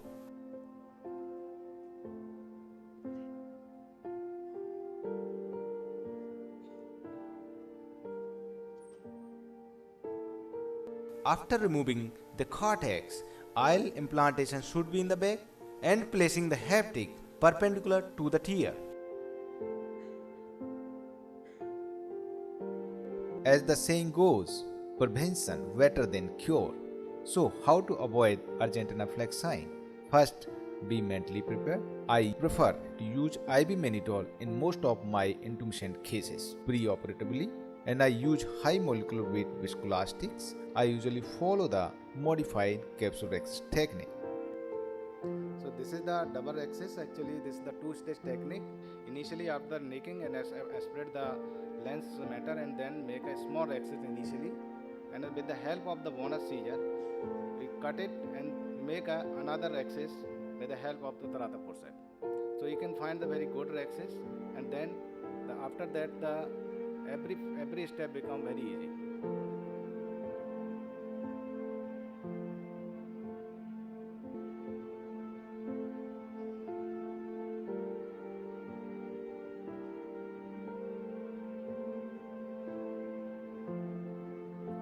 This is the another case. You can make a axis slightly 4 mm, and then sometimes the 70% nucleus are not much hard, so you can easily crack the nucleus, emulsify it, and put the lens, and after that you can make the axis after the implantation of the IL also.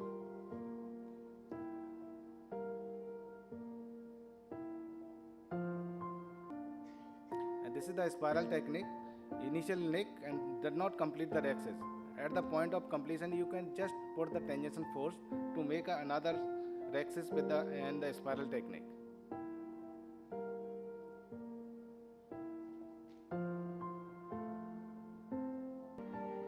So this is the inverted T technique. When the axis go in the one side, so you can make a nick parallel to the limbus, and then with the help of the bonus seizure, you cut it, and then with the help of Tarata forceps, it complete in the both sides. And this technique can be used in the all cases also. And you can make this the plus shape, so we can actually transfer this internal lenticular force in the four quadrants. So by this region the axis is not extend. So this is the my technique. You can go slightly fast, so you can run before the extension.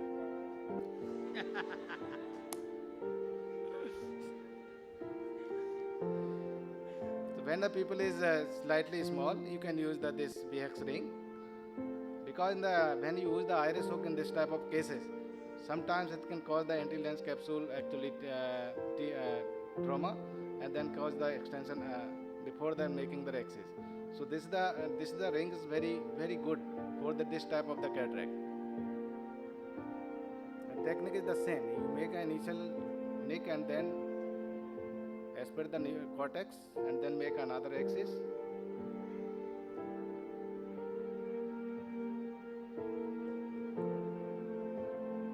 And during the phacoemulsification, make a slightly deep crunch because the cataract is slightly hard.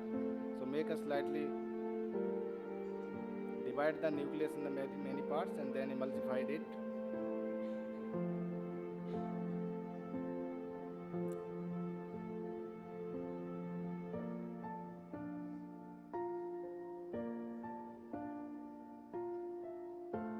after that implantation of IPL, you can remove the VX ring.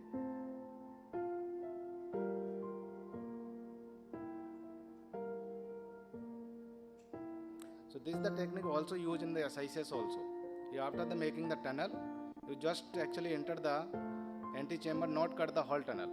And then after nicking the nucleus, and then make a rhexis, a small rhexis.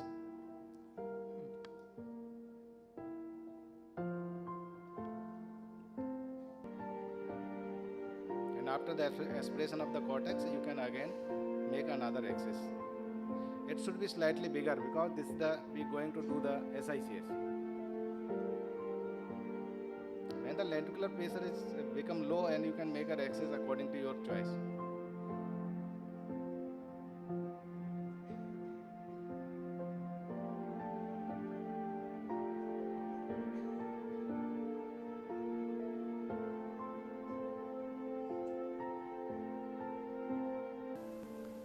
Thank you, doctor. Now I realized that where there is a will, there is a way. Thank you. For the better outcome, by applying the modified technique, modify capsulexis, phaco chop, avoid stressful clacking, we always used supracapsular phacomultiplication with lower parameter. So gentlemen, wipe out Argentinian flag from our mind and salute to our Indian flag. Jai Hind. Thank you. Thank you so much, sir. Rakesh, really wonderful, Rakesh. Those movies, what he showed is not fast forward. That's the speed in which he operates, actually. So, a very fast surgeon, but yeah, huge volume center, Chitrakoot, and people, after your postgraduate, if you want to go for training, that's probably the best place to go. And make sure that you are the good books of Rakesh, he'll take care of you. Yeah. Thank you, Rakesh. Wonderful videos, and over to the, I would call her the queen of South India, and none other than Dr. Chitra Ramamurthy, who does actually 45 programs of ARC in 1 month. I don't know how she does 45 programs in 1 month. So every day she's got 2-3 programs, webinars, amazing dedication, passion, hard work, and that's there for all of you. Chairman ARC, and she's going to talk to us on subluxated cataracts. Over to Chitra. Good afternoon, moderators on dais, and a very good afternoon to one and all of you. I think between yesterday and today, I have met most of you, and maybe some places I was even very boring trying to advise you and etc. etc. I don't see Santosh or Rashmin or Rolika Bansal, but I suppose it goes without saying they have done a truly amazing job for you all in this last 1 week, and I think you'll go back with lots of information, lots of enthusiasm and exposure to a variety of us individuals, and wondering how we actually came up this far. So without wasting time, let's get on to the topic, managing subluxations. Now, what is subluxations? When the lens is displaced from its normal position but remains within the pupillary area, it is called a subluxated lens. And when the lens is completely displaced from the pupillary area, it could be anteriorly dislocated to the anterior chamber or posteriorly dislocated into the vitreous cavity. The other important thing when you look at a sublux lenses, what is the degree of zonular weakness? It is mild, moderate, severe, or very advanced. And this again is based on the clock hours. Now, what you see on the slit lamp is not going to make you assume that that is what it is, because on the surgical table and as the surgery progresses, you would find that the zonular weakness is more than what was apparent, and you might have to be prepared to use a different angle of support. Next, when it comes to the surgical correction, you need to know what is the kind of zonulopathy. Is it a trauma or an iatrogenic one? Then it could be a temporary thing. There is zonular weakness, it is not going to progress. So you could be a little conservative in your approach. But if it is a progressive disease like a pseudo-exfoliation or a Marfan's disease, then you definitely need to do more about ensuring that the capsular bag is attached to the scleral wall. Now, if it is a dislocated lens, you could use an anti-limbal approach and remove it from the anterior chamber, or if it is posteriorly past planar route, then of course it's going to be an iris clip lens or an SFIOL.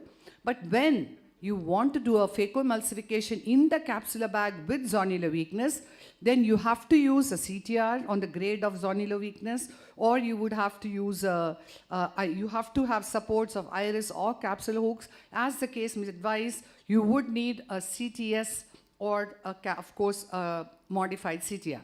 Now, capsulorhexis is the most critical step in the subluxated cataracts. What you can see here is an area of zonular weakness. So then it's like an elastic capsule. There is no support. The capsule is stretched with the zonules, which gives stretch. So what you need to do is place viscoelastic on the anterior surface, flatten the lens surface, and start your rhexis away from the area of zonular weakness. You have to be careful, do slow, keep gripping at the rhexis so that you don't lose control, because this could also extend and you will be in a mess then. And you need to have it centered. And again, what you could do is sometimes after starting the rhexis for some distance, you could put a capsular hook and then further proceed, because that capsular hook would keep that capsular bag stabilized, and then you could complete your rhexis. Now, if you have access to the laser cataract platform, you get ready-made rhexis. You could customize your rhexis. But again, a message here is, if it is grossly subluxated, it won't help. Now, as what is the role of the iris hook or the capsular hook? You could use any of these to stabilize the capsulorhexis, but iris hook gives just a local anteroposterior support, whereas the capsular hooks give a good equatorial support and give a better buttress to the capsular bag. Now, what are the advantages in a subluxated cataract? One, I had told you earlier, you could initiate your rhexis and you could place a capsular hook to stabilize it and then complete the rhexis. Or it is going to keep the bag stretched, and you could nicely place your CTR in, because you would visualize your CTR going in rather than a subluxation and the IAC are irregularly shallow. It might be difficult. It also will keep the capsular bag, if it is stretched with a capsular hook, you will find that the bag is more stable and doesn't get wobbly. It also allows you in intraocular lens implantation, and most importantly, capsular hooks keep the bag stretched and prevents vitreous prolapse. Then what is CTRs? These are open compressible PMA segments with eyelets, as you can see here. And the role of a CTR is to buttress the capsular bag, keep it stretched. It also, very, very important, it redistributes the tension of the existing zonules. And more importantly, it keeps the bag stretched, and that could also prevent a capsular bag shrinkage, which is to be noted. The sizing of the ring is important. The capsular ring is always a little bigger in diameter than the capsular bag, diameter. And what is also important is the sizing of the CTR is related to the axial length, and that's the table which shows you with the increase in the axial length, the size of the CTR should be larger, and the ends of the CTR should overlap once you have inserted, and the eyelet of the CTR should not be in the area of zonular weakness. If the eyelet is there, then you should just dial it and such that the long arm of the CTR comes to overlie the zonular weakness. Again, it is CTRs for mild zonular weakness, but if there is a rhexis tear or a PCR or an incomplete rhexis, placing a CTR is not going to help you. You need to do moderate phaco, slow motion phaco. Keep your phaco probe right in the center in the pupillary area. And again, for the IOL, you need the right size rhexis. If it is too small a rhexis, you should enlarge it after IOL implantation. A 3-piece might be a bigger advantage. You could place a single piece, but a 3-piece, the haptic will also stretch the capsular bag in that area and keep it centered.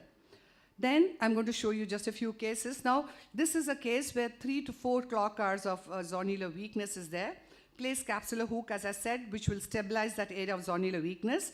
But here, sometimes you could place a CTR a little later, but it's a dense cataract. Place a CTR so that it keeps the bag stretched and gives support. And you can use your second instrument when the last piece of CTR end is CTR, and hold it and push it into the capsular bag so that it circularizes the capsular bag. No point having one end of the CTR slipping into the angle, then the capsular bag is not circularized. Now there's a fairly dense cataract, so you need to have, here the plan is to make a small trench in the center. You keep your parameters at 40, like on Centurion, low flow parameters.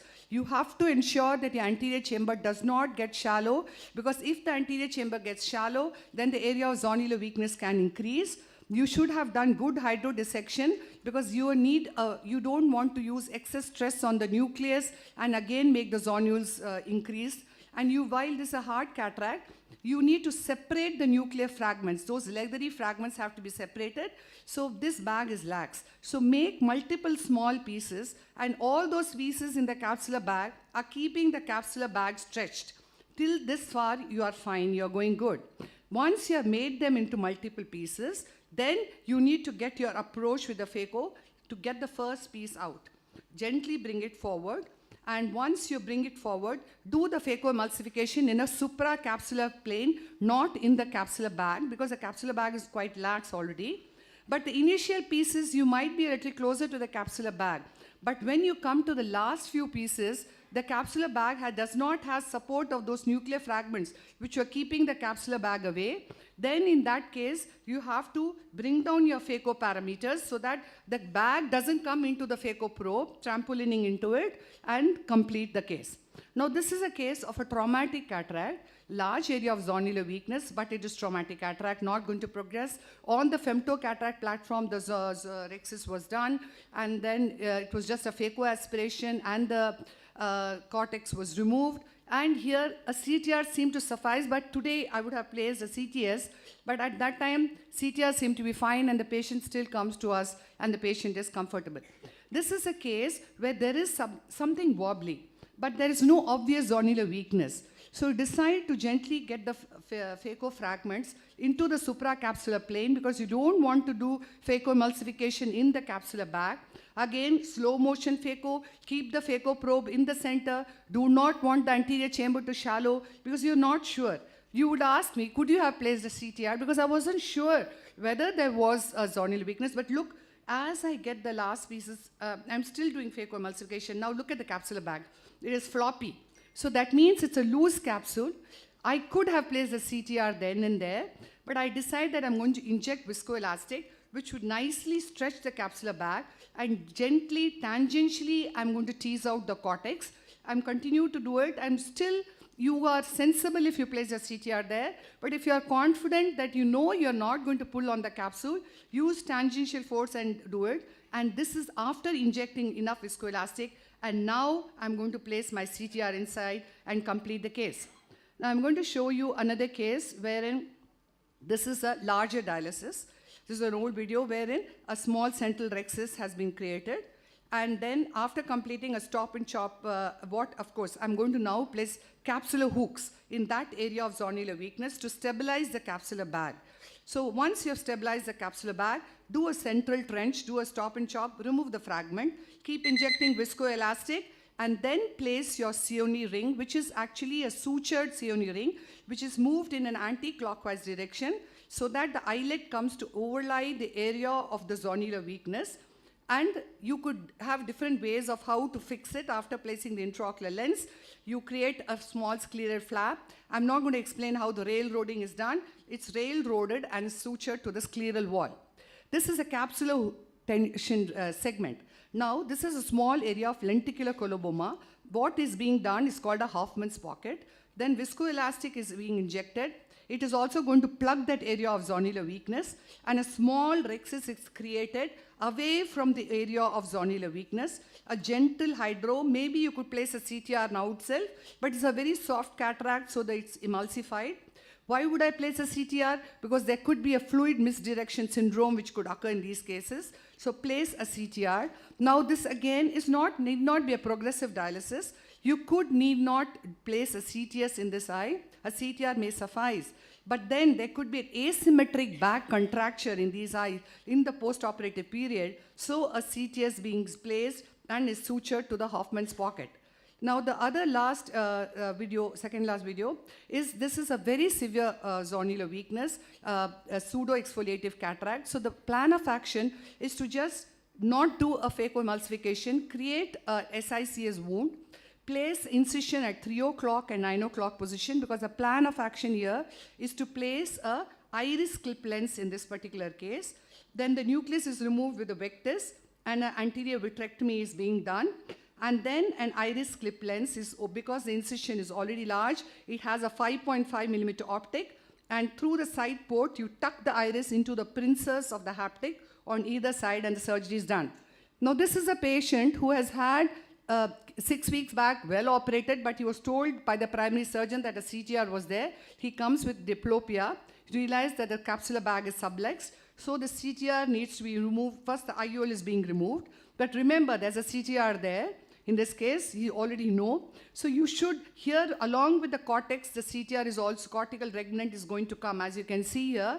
But sometimes the CTR could be dangling in the vitreous, and do not let it be like that, because it's easier for you to do it in the anterior approach.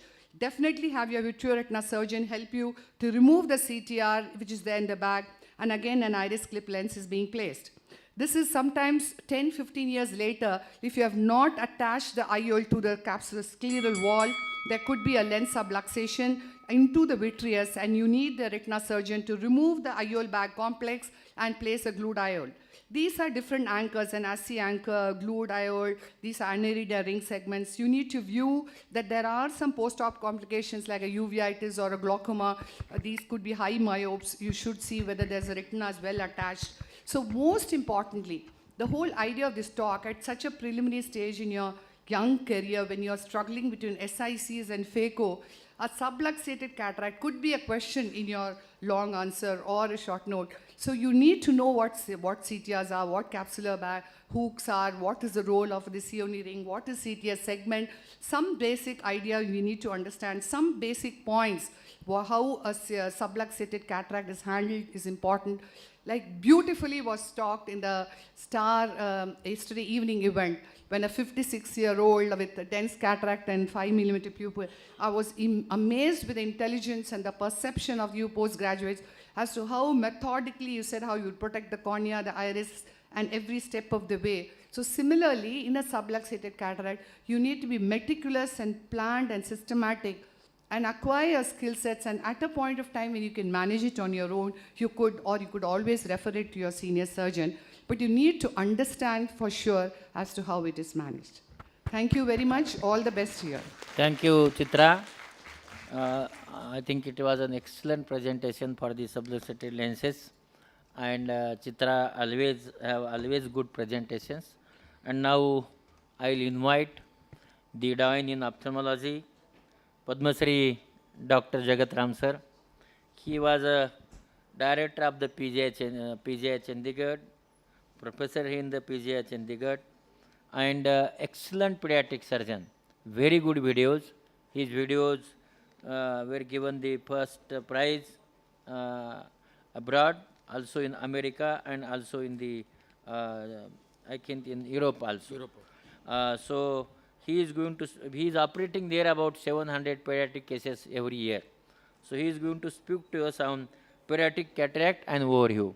He has also got the book on pediatric cases. So Jagat Ram sir, go ahead.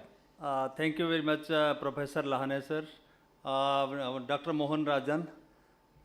First of all, I am thankful to Dr. Mahipal Sachdev, Dr. Santosh Hanover, Dr. Rashmin Gandhi, Dr. Ritika, and Dr. Rolika Bansal for inviting me for this iFocus. I will be speaking on pediatric cataract and overview. At this occasion, I think we should be thankful to our teachers, mentors, and family members. Most of the people, I think you will agree with me. And these I owe my gratitude to my mentor and teacher. My mentor and teacher who taught me was Professor Ayya Jain and Professor Amod Gupta. And I am also thankful to my gratitude to my mentor in pediatric cataract surgery. While I was working with Professor David Apple in 1993, and 1998. I also worked with Professor M.E. Wilson, and I got inspiration for working in the field of pediatric cataract. Of course, Dr. Abhay Vasavada, he was also inspiration to me because initially I saw his surgery and it was inspiration to me. My family has been greatest pillar of strength for me and constantly provided support and affection every day. This photograph is 30 years back on the left side, and right side it is 2022, while I retired from PGI Chandigarh. And actually I like to publish some good article in some top journal. That is in the center you see this petaloid cataract. I think this photograph I took, this was actually, it is not so easy to take such a beautiful photograph. From the small beginning, year after year, I have diligently worked to serve the thousands of the children who were brought to with the millions of the hope at our doorstep, and to educate the young mind who want to become leader in ophthalmology. Almost 1.5 million children blind worldwide. 10 to 15% of the childhood blindness is due to cataract, and more than 40,000 children blind with cataract. I think there is a massive backlog of pediatric cataract. Most of the patients with pediatric cataract idiopathic, genetic constitute 30 to 50% of the cases. Intrauterine infection is a significant cause of pediatric cataract. Others are metabolic, trauma, and prematurity. Why pediatric cataract surgery? Pediatric cataract is a neglected surgical procedure in ophthalmology. One is that there are high rate of complication. Another is that follow-up is long term in these children. Most powerful drug was preventing childhood blindness due to pediatric cataract. This became my biggest passion and mission and obsession. I developed completely focused motivation and strong will to turn that into reality. While I see these children are brought to us, they have visually significant cataract. Most of the children, they have bilateral cataract, and almost 10 to 15% of the children, they have unilateral cataract. There are some important considerations for pediatric cataract surgery. You have to dilate each of the child and have slit lamp examination wherever possible. IOL power calculation if you are implanting IOL. There is a concern of increase in the axial length in these growing eyes. Whether to implant IOL or not, there may be issue of marked inflammation, and there is a issue of management of amblyopia. As I told that we have to dilate each of the pupil to see the type of the cataract, to detect whether there is a posterior polar cataract, or there is a lenticonus, or there is any subluxation of the cataract or PHPV. IOL power calculation is one of the most important thing. Initially, people were not implanting IOL in the younger age group, but now the younger age is becoming progressively acceptable, and normal eye axial length is 16.6 to almost 17 millimeter, and K reading is high. As the time passes, K reading comes down, and the lens power also decreases. So this is one of the study, and Yadi et al. In American Journal of Ophthalmology, rule of 7, if you such as at 1 year, they kept +6 diopter of the hypermetropia, plus for 2 year, +5, 3 year, +4, like that. But subsequently, there is a decrease. You cannot keep much of the hypermetropia postoperatively in children. Actually, this is to compensate the myopic shift. This is one of the Dahan's guidelines, which is used for a longer time. So IOL power, which formula is the best? One is that you have to do under correction in these children, almost 20% in the first 2 years of life and 10% from 2 to 8 years, but now people are reducing it little less. Initially we used SRK2 formula for long time, then SRK-T, and but now we are finding that Barrett Universal 2 is also equally effective.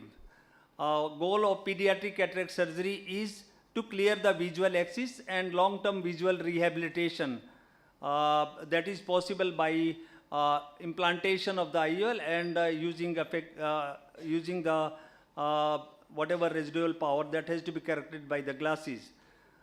Teamwork, it is extremely important, and then I will like to show some of the video. This is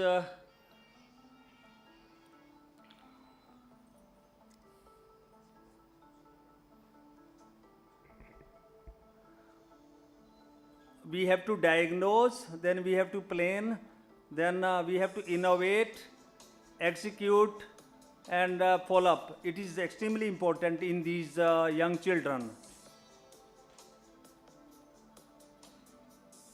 First, initially I will like to show a simple case.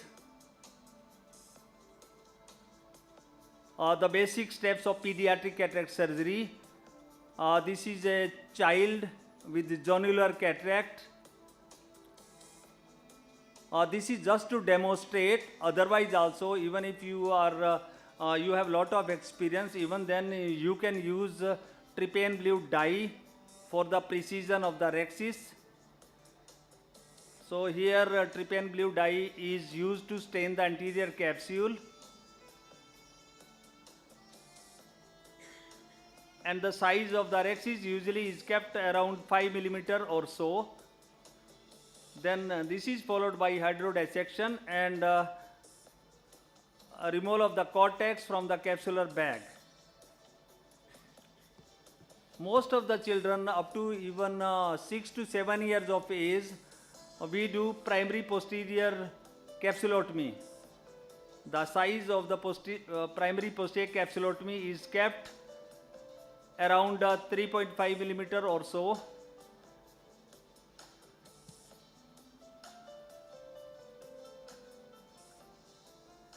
So this is completion of the posterior capsulotomy, and then whatever tag of the vitreous in the area of the posterior rexis that you have to remove. And here we are implanting hydrophobic acrylic IOL into capsular bag.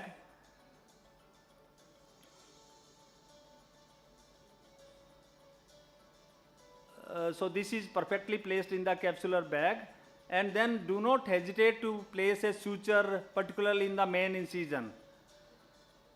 Then coming to the complicated pediatric cataract, there are several of the situations such as PHBB, buophthalmos, microphthalmos, juvenile idiopathic arthritis, even double crystalline lens.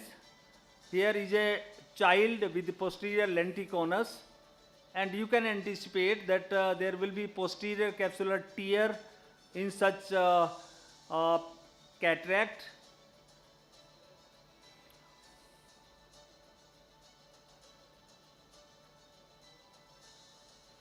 Size of the rexis about 5 millimeter or so. And then limited hydrodissection because there will be expected posterior capsular tear, removal of the cortex from the capsular bag.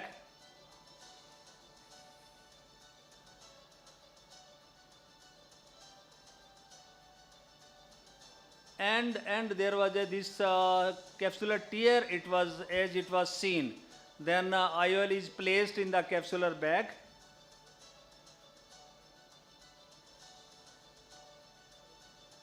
No single piece IOL should be placed in the sulcus. It is must to place it in the capsular bag.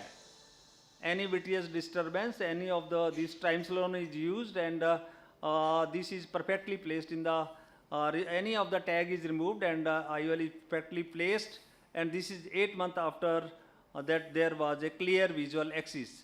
And you can see the anterior segment OCT IOL is well placed. Then comes juvenile idiopathic arthritis, very common cause of cataract in children. And here 360-degree posterior synecdoche. And these are the situation, as Dr. Shetty also showed, that you have to place either hooks or ring. So here I am placing the Malaysian ring. This Malaysian ring, how to open, how to place, it is quite important. And then anterior capsule is stained, and then you can do perfect rhexis, and then removal of the cortex from the bag, and then placement of the IOL.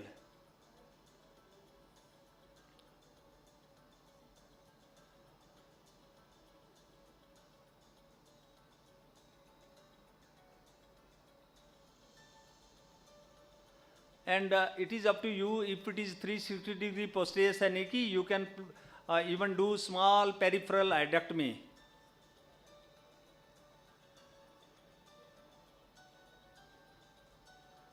And this is a subluxated cataract. What is important here, there are some of the issues. One is the concern is stabilization of the capsular bag, and then there is a toric IOL also. There is a cylindrical number also. So you have to correct that wherever possible. So most important is stabilization of the capsular bag. Remove the cortex after application of the capsular hook, and then for stabilization of the bag, this is polypropylene suture, and this is Cioni ring, and you have to perfectly place into the bag and in the direction and where it can provide best support. And then it is the placement of the toric IOL. We are using Callisto, as well as marking has been done. So you have to place it very, very perfectly. And now you can see that this is completed, and you can see before and after surgery centration of the IOL. I think many of you must have seen this double crystalline lens in a child. So here we planned two continuous curvilinear capsular axes on each lobe of the lens, and we designed a customized IOL for this child.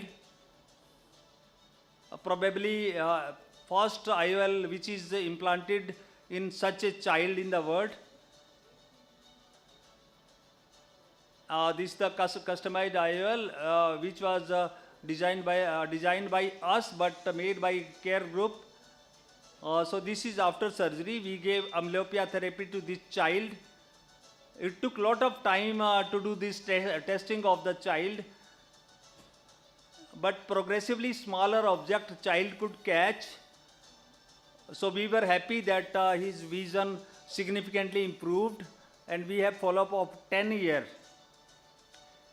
You can see persistent fetal vasculature. It is very, very common, commonly seen. Here rhexis has been done, and then you have to do cauterization of the posterior capsule. This is because otherwise there will be bleeding. If you do simple vitrectomy, even vitrector cannot cut it. So you may need venous seizure, microvenous seizure, to remove this vascularized plaque, and then you can see the stalk. It has to be cauterized, and it has to be cut, and then remove it. But sometimes there may be vitreous tag, so you have to do the vitrectomy and place IOL. If not possible in the bag, you capture the IOL into the capsular bag.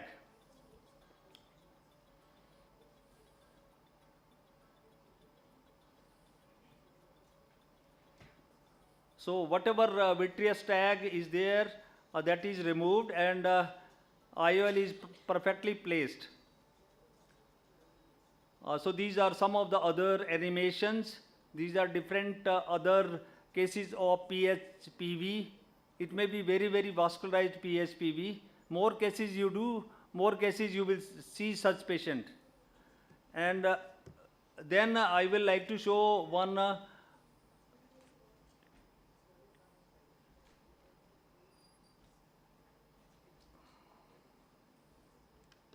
toric IOL here.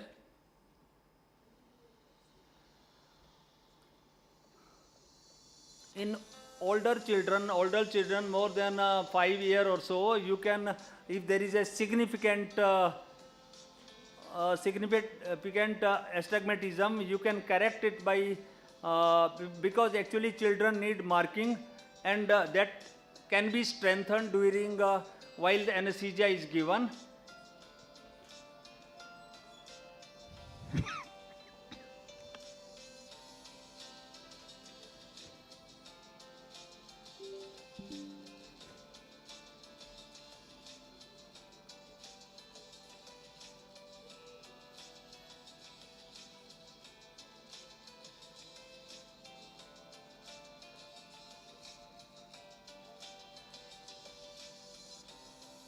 So any child you do, you should have perfect rexes in the children. This is very, very crucial.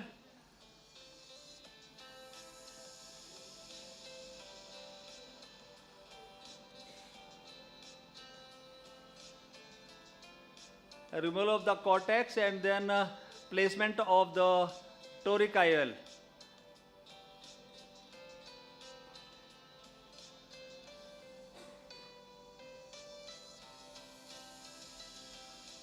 Here, in most of the time, in less than 6 years, we do primary posterior capsulotomy. So here we are doing primary posterior capsulotomy and limited anterior vitrectomy.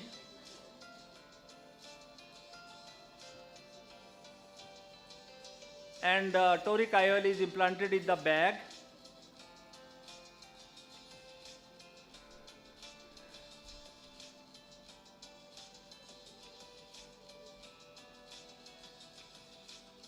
And this is the end picture, and this is the opposite eye of the same child, because child is under general anesthesia. It is best to take the photograph and to see the opposite eye. So toric IOL are a viable option in such pediatric cases. And we have done also femtosecond, although there is it gives no different result whether you do a simple pediatric, perfectly done pediatric cataract surgery, or you do femtosecond. It does not give any additional advantage, but this was just a study which was carried out in 12 children.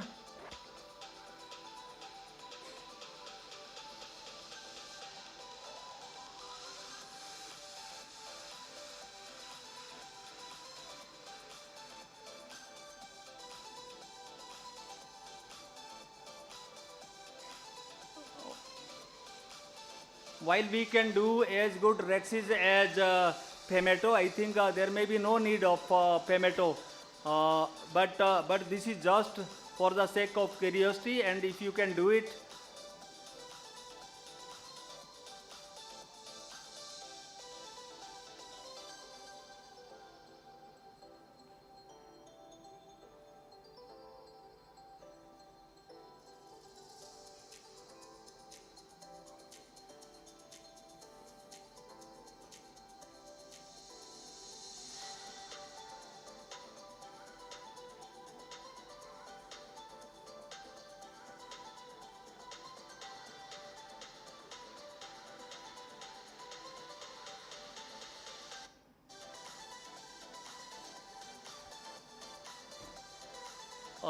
then this remains the same, except rexes. I think there is no difference in the outcome. No doubt precision of the rexes, it will be perfect. But you can correct astigmatism also That is one of the advantage. Of course, primary posterior capsulotomy was done manually, and IOL is placed into capsular bag.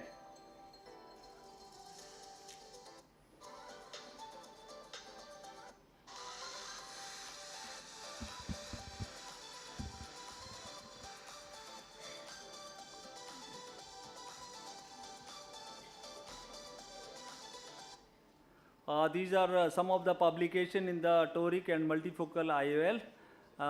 And these are some of the publications in the field of persistent fetal vasculature and contribution in pediatric cataract surgery, more than 12,000 pediatric cataract cases, 134 publication in pediatric, and more than 172 lectures, and mentored about 154 resident and students. And this is one of the support system for where it is a phakic. So we have designed it. This is post-operatively. On the first post-operative day, we have taken photograph of such children. Ultimate is outcome is clear visual axis and visual rehabilitation. Occlusion is the mainstay to achieve the excellent outcome. The word of the Elise are most important. Young children with IOL in place, they are unique clinical responsibility of the ophthalmologist. Long-term follow-up is especially important. So you see, this child came to me in 1997. While child was in the first year of life, I did primary posterior capsulotomy and IOL implantation that time. And in 2022, visual acuity was 20/20 edit. Visual axis was clear. Child was myope by 1.5 to one eye and 1.25 in other eye. So he has done MBBS. And I think this is one of the proudest moment. I got Padma Shri in 2019.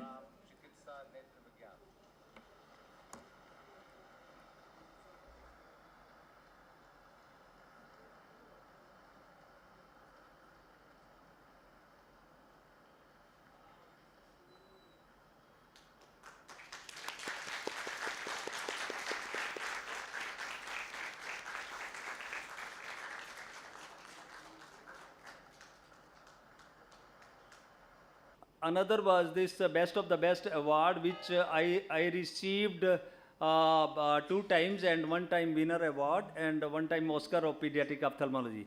Thank you very much.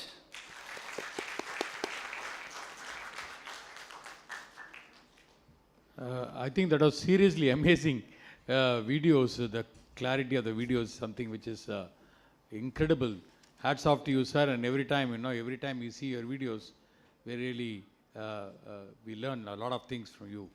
Thanks for fantastic. Any questions from the audience? So you don't do the gimbal technique nowadays, sir? Gimbal technique of capturing the optic into the posterior capsule? No. No. Thank you. Next. Okay, we go on to the next speaker, and none other than Dr. Ramurthy.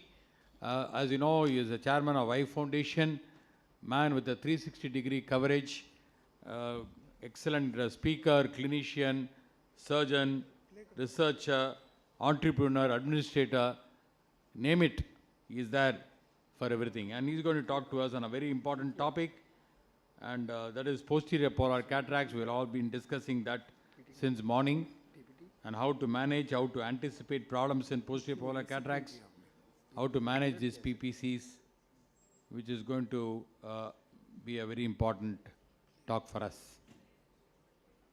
Ramu, are you ready? Yeah. Thank you so much, Mohan, for that nice introduction. And it's a really tough act to follow after that amazing presentation by Professor Jagatram. I am supposed to be covering posterior polar cataract. I am going to be basically talking about the fundamentals. The pathogenesis of this is supposed to be because of a persistence of the hyaloid artery or inversion of the lens by the mesoblastic tissue, which remains so, and it formed right during the embryonic life. but starts affecting the vision most often only in the third or fifth decade of life when it slightly enlarges, and it's autosomal dominant inheritance was what is well documented. Those sporadic occurrence of this is also known, and there are occasionally patients who alone come without any family members being affected. As far as statistics, these might be relevant to the postgraduates.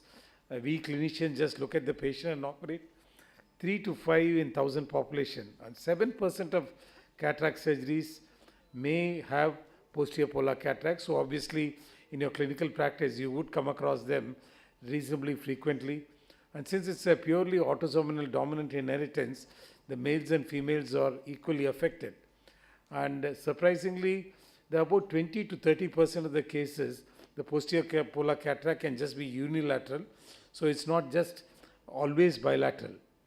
And what really bothers us is that earlier, by a very significant paper published by Dr. Abhay Vasavda, he said that his incidence of PCR was 36%, especially an extremely experienced surgeon like that, that is almost 1/3 of his cases had PCR.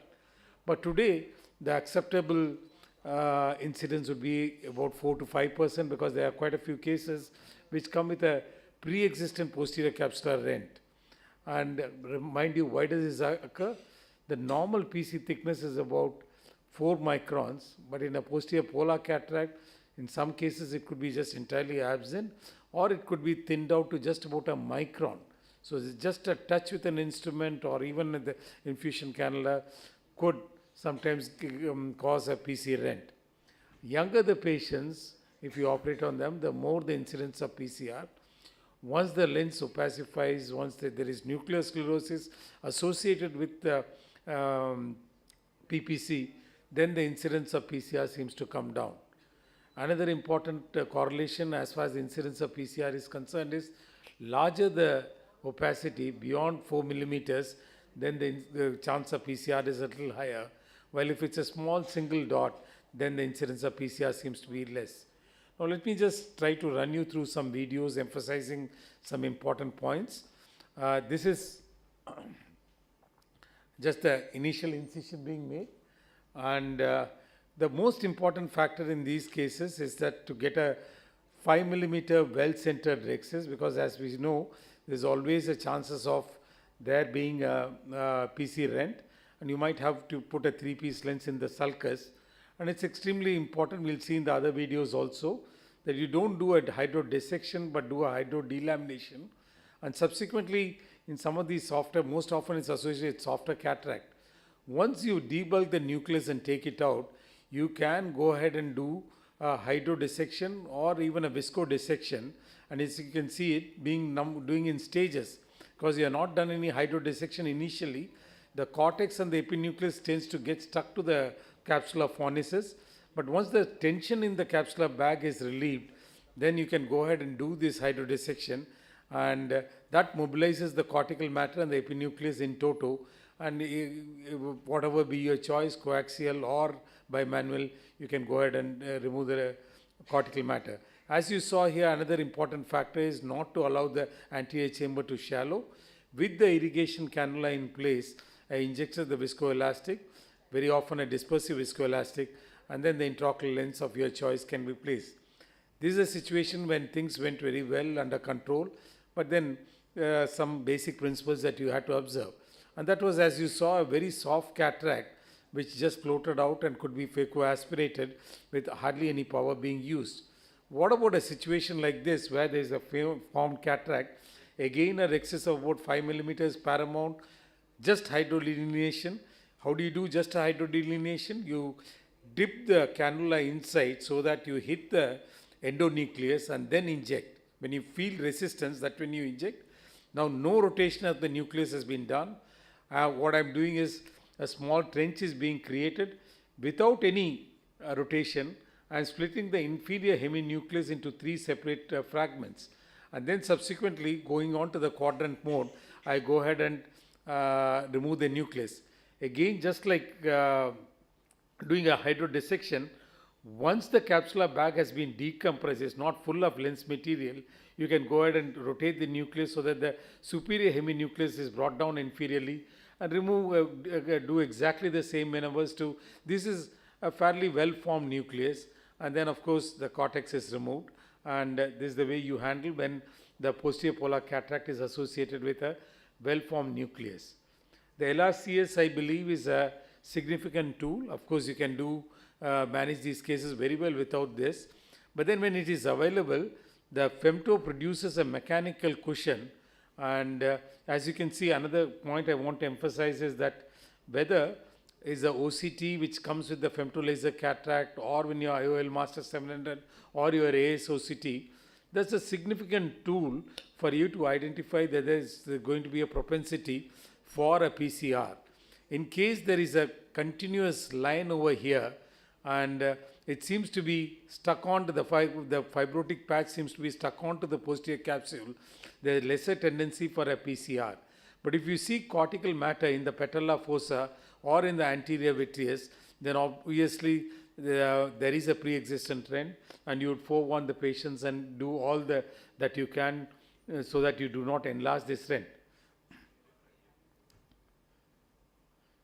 So that's the capsular rhexis being created. Having an excellent 5 millimeter well-centered rhexis is obviously an advantage, which is of paramount significance in these cases, and that's something you get with these LRCS platforms. And in these cases, since it's a fairly soft nucleus that you have, where there's no small fragmentation that we create, but it's a combination of chops and cylinders that you create.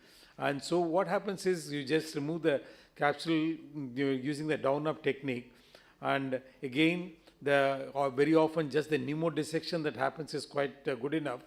What you do here is to keep the posterior polar cataract segment absolutely away, and then in a very methodical manner, each of those segments are eaten away so that there's no proximity of the instrumentation. Essentially, the weak posterior capsule is protected by a cushion of nucleus as well as cortical material, and then you debulk the entire nucleus in a very methodical manner, because the 3 cylinders that you have created and the 6 quadrants that you have created essentially mix all this entire nucleus into bite-sized fragments.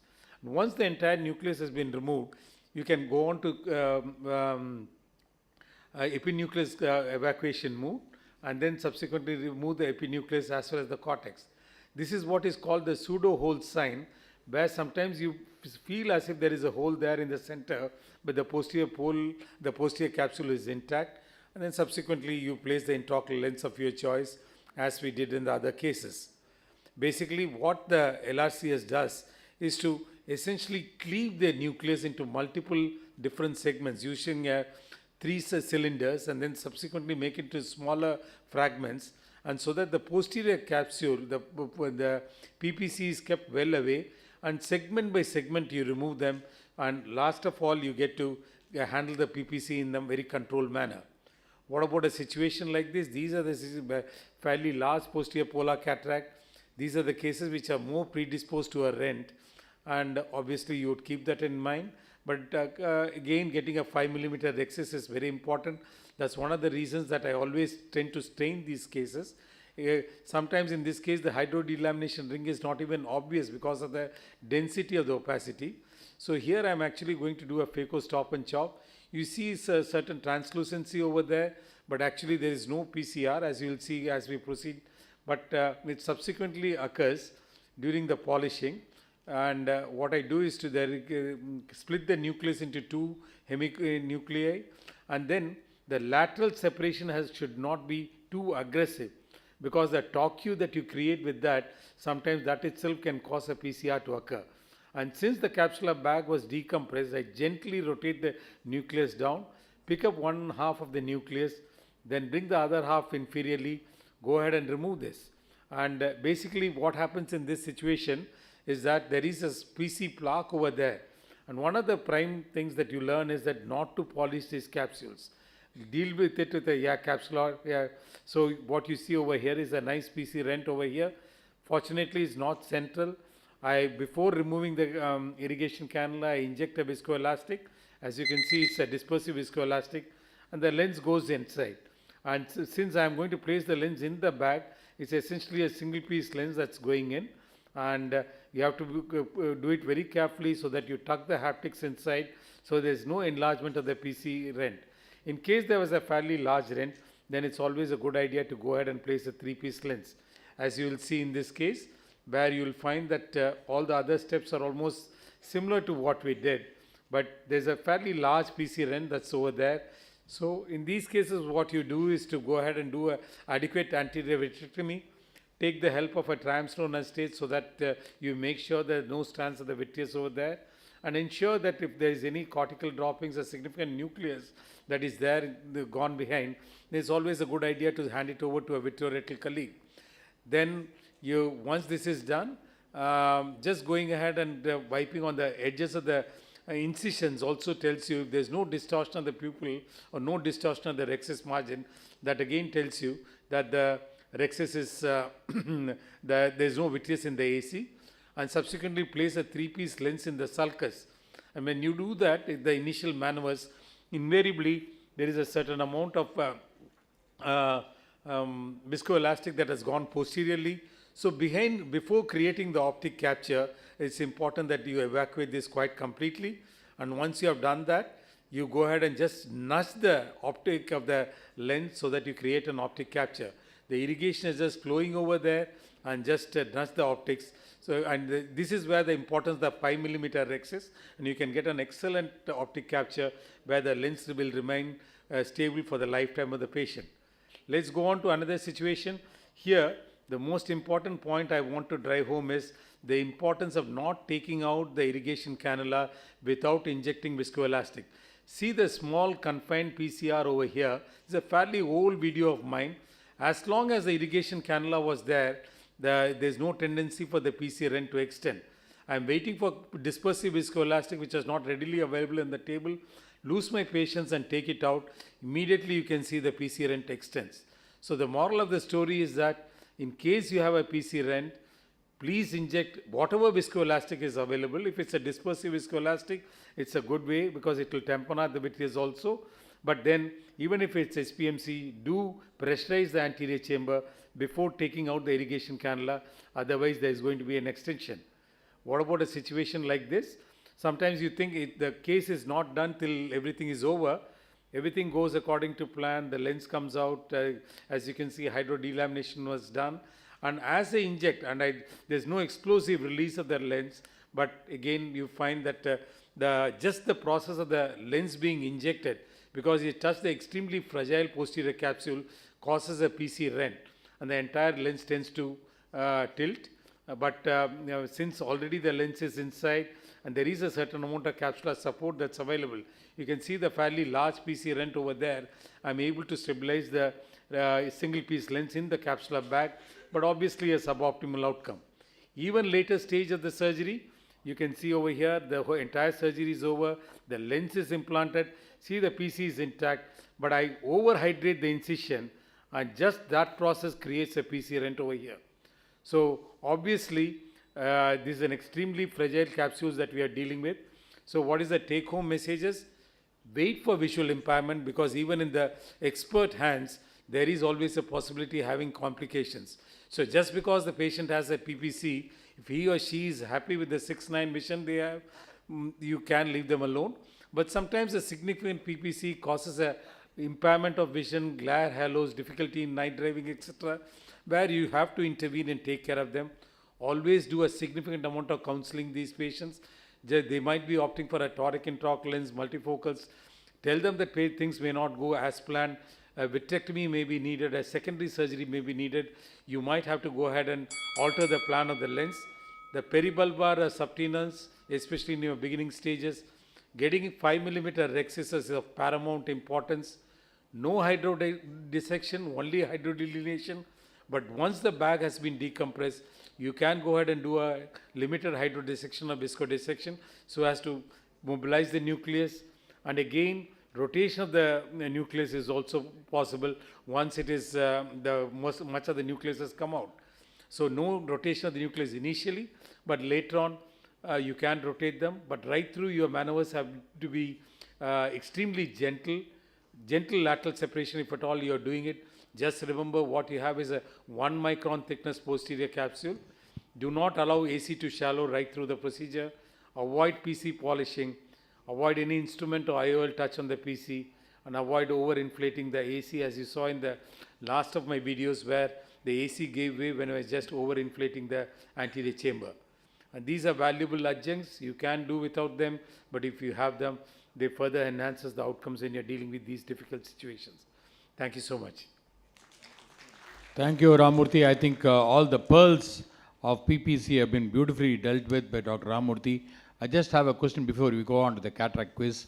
Suppose we have a patient with a grade 2 to 3 cataract and a PC, pre-existing dehiscence posterior polar cataract. How do you manage? What is the plan A, B, C for this particular patient? Yeah, basically, you will always counsel the patient that this is going to be a difficult situation. And otherwise, my steps would be almost similar to what I showed you. I'll be mentally prepared that I could end up with a PC rent and doing just a 5 millimeter excess, and then subsequently no hydro dissection but just doing hydro delamination. In case an LRCS is possible, that's also a good way, because that would allow me to keep the nuclear shell as well as the epinuclear shell right till the end, till the most of the nucleus is removed. And just in case it's a large rent and the lens material tends to go posteriorly, then it might be a good idea to go even through the pars plana route to go ahead and deal with these cases. And a vitrectomy backup is also extremely important, and having secondary lenses which might be needed, like a 3-piece lens, is important. Yeah, just want to know whether you can suggest pars plana anterior vitrectomy for these patients. Yes. And do an IOL scaffold and then probably remove the remaining nucleus as well. That's also an option.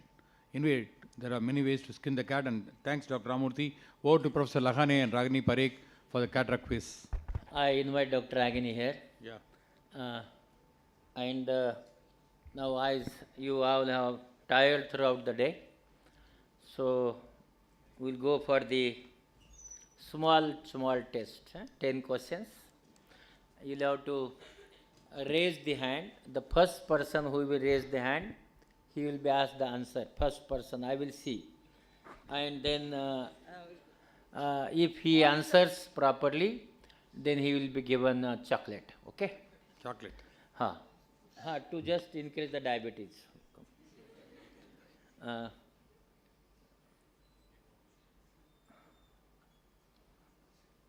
Okay.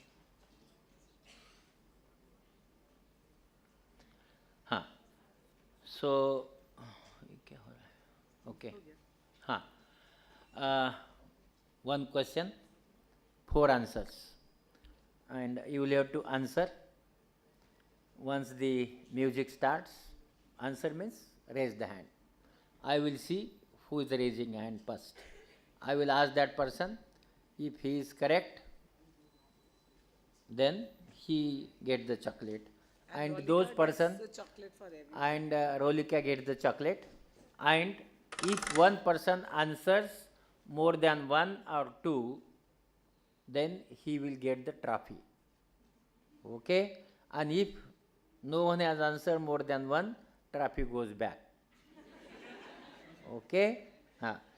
So, the first is, see this, what is the preferred clinical test in dense cataract? Dense cataract, one hand, the electroretinography, Maddox rod, optokinetic testing, and pupillary reactivity.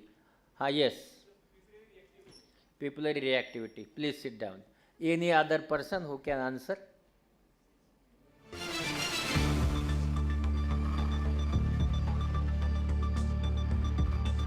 No, you have to just raise the hand. Electroretinograph. Okay. Any other? Yes. Maddox rod. Okay. 1 minute. Any other? Okay. Now the time is finished and 3 answers are there. Only 1 answer is not given. No. 1 minute. 1 minute. Okay. So the answer is Maddox rod. Okay. So he gave the chocolate. Okay. Congratulations. Huh? The other question is, now see, 60 years old female presented with complaints of diminution of vision, 6/24 in both eyes, no history of trauma, congestion, surgery, pachymetry is 610 and 615 in the right eye, left eye respectively. Slit lamp picture shown is suggestive of, see, 1, 2, the 1 minute. Yellow t-shirt कौन सा है जरा? One minute. I am going to ask you. Okay. So now these are these options, and you are going to answer. Fuchs, you are correct. No, but he himself is correct. Okay. Now see. You gave 3 chances, no? Last Now time. Fuchs, no.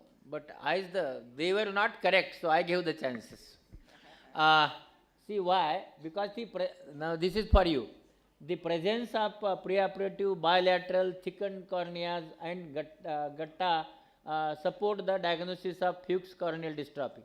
Iridocorneal endothelial syndrome may have corneal thickening, but guttata are not a characteristic finding in this typical unilateral disease. Similarly, Meesmann's corneal dystrophy presents with corneal endothelial cyst, but not corneal endothelial gutti. Pseudophakic bullous keratopathy is not possible since this patient is not operated. So, whenever you are thinking, you think properly so that you can answer. Okay. Now first of all, name this primary. No. First. दो हाथ नहीं, पहला कौन सा है उसमें से? Okay, हाँ pink Kelman, person's name is Kelman, and his pioneering contribution is phacoemulsification. 1 minute. Okay, sit down. Now, what is the second pioneering contribution of Kelman? Second. Any other person who can tell me second contribution? Yes. Kelman multiplex. Okay. Any other than multiplex? Cryotherapy. Other is cryotherapy. Second is cryotherapy. बरोबर है? Chocolate. So chocolate goes to her. See, this is a phacoemulsification, but phacoemulsification and cryotherapy. Okay. Then we will go to the other. First of all, who is this person? Raise the hand. One yellow knows him. Any other person? 1 minute. But no. But he has raised his hand first. Who is he? Who is he? नाम surgeon का नाम पूछा है. 1 minute. One minute. Any other person who knows the name? पीछे Last.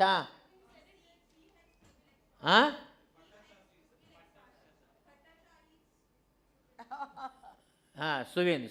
He is Suven Bhattacharya. Correct. His first name is Suven. Okay, no problem. दोनों combined हुआ. नहीं, ये तो इसका नहीं है अभी. क्वेश्चन का आंसर के लिए देना है अपने को. Okay. So who will answer this? Is pioneering contribution. बोला ना उसने BX people expander बोला ना. BX बोला है. किसने बोला है? ओके. चॉकलेट. दोनों. It is a Suven Bhattacharya ji, and the chocolate goes to him. Okay. Suven को दे देंगे. Okay. So the another question is, name this pioneering contribution his. Who is this person? 1 minute. ये Herald Idli. Okay. तो सबको पता है. So this goes cancellation में because everybody knows this. So we have answer is IOL. Okay. Then we will go to the other. 55 years old male complains of blurring of vision post cataract surgery. He is hypertensive, diabetic since 15 years with history of bypass and stroke. Everything is there. His visual acuity is 6/6, and the T-but is more than 10, Cermer is 20 in 3 minutes, color vision is normal. Retina examination within normal limit. Now what next investigation he will do in such cases? 1 minute, that black wala, black. Yes. Huh? Visual fields. Okay, one.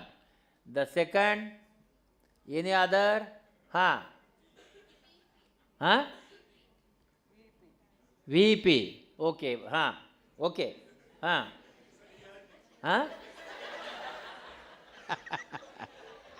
What? ERG. Okay. MRI brain. So I think everybody has answered all four. So somebody should be correct. And who is correct, I will choose.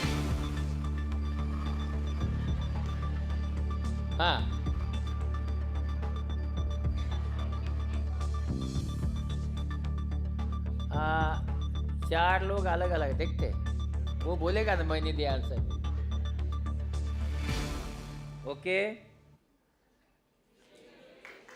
Correct. Visual field,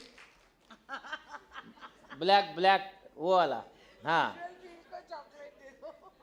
yes, chocolate.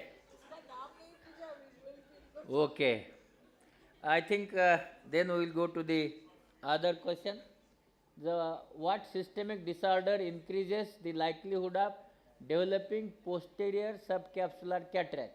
So benign hypertension, diabetes, cholesteremia and ischemic cardiac disease.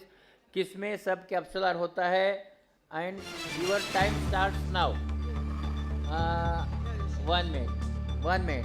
Let this music get finished.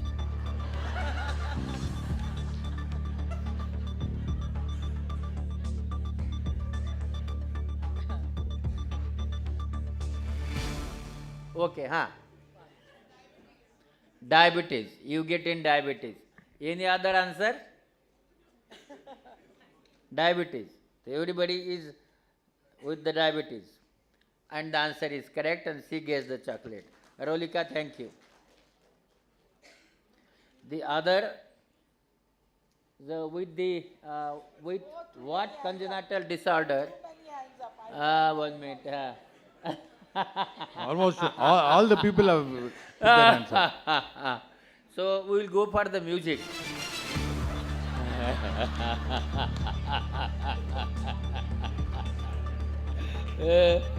So now say the answer. Now no, first one. Yes, you. Will-Marchesani syndrome. Everybody is okay with that? Thank you. And the answer is Will-Marchesani syndrome, and chocolate goes to her. Okay, good. So now we will go to the other. What is the most common cause of acquired ectopic lentis trauma? And see, as the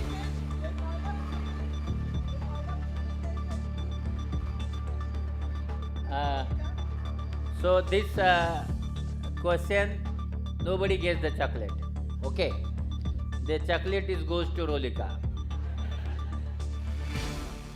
Okay. Give it to me, sir. I've been sitting here for quite some time. Yes. He also gets the chocolate. And last question for today is answer. You know the trauma, because this is the acquired. Where the acquired is written, because of that it was a trauma.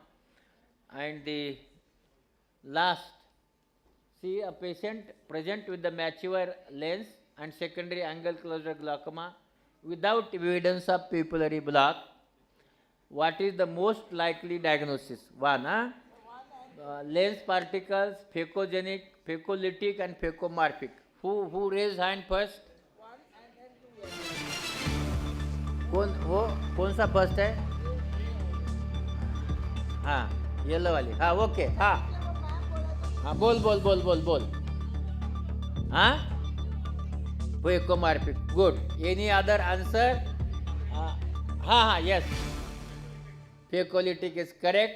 He gets the trophy. So I think he's got about 15 chocolates with him now. Huh? He's taken all the chocolates, sir. Yes. So congratulations. What is your name? You are from Safdarjung Hospital. Good. That also But, explains the Gupta expander. Because of that he said Gupta expander. I know. But he forgot he is Suven Bhattacharya. Thank you very much. Thank you, Rolika. Trophy, come here. And ji Mohan ji, yes sir. आप आगे आइए. मोहन बड़ा नाम होता है. Every history also Mohan is big name, and today also Mohan is big name. Come. Yes, we are coming.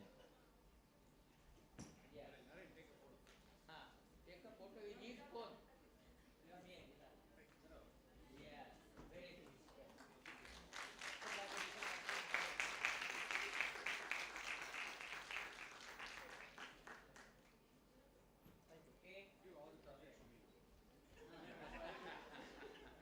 Very nice and cute trophy. Yeah, हो गया. So this was just an entertainment. Okay. In the examination also, I wish you best of luck. Read, succeed. But when you go for the practice, you require every knowledge. Fellowship doesn't work for first 10 years. After 10 years, fellowship can work. Because patient will not come as you are a fellow, patient will come as you are a doctor. And so, you should have basic knowledge and then fellowship. So don't go just behind fellowship, also should have the basic knowledge. Thank you very much. Thank you the Mahipal, Rolika and thank you very much. Nikal. Thank you very much, sir. A very nice quiz. And we'll go on to the final talk of this session before we move on to the refractive surgery. And we have none other than Dr. Pratik. And he's going to talk to us on extending patient horizon with new generation PCIOL. EDOF, eh? EDOF. Just a small announcement to make. Can I request Dr. Ashwita, Dr. Sushmita, Dr. Charu, Dr. Shrishti, Dr. Agrima to please meet me outside. Thank you.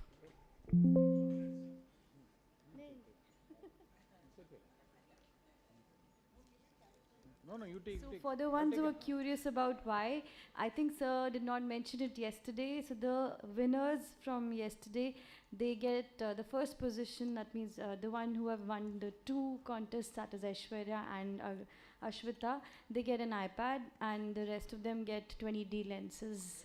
So kudos to you guys. That's why I said participate. There are attractive prizes. Nobody listened to me.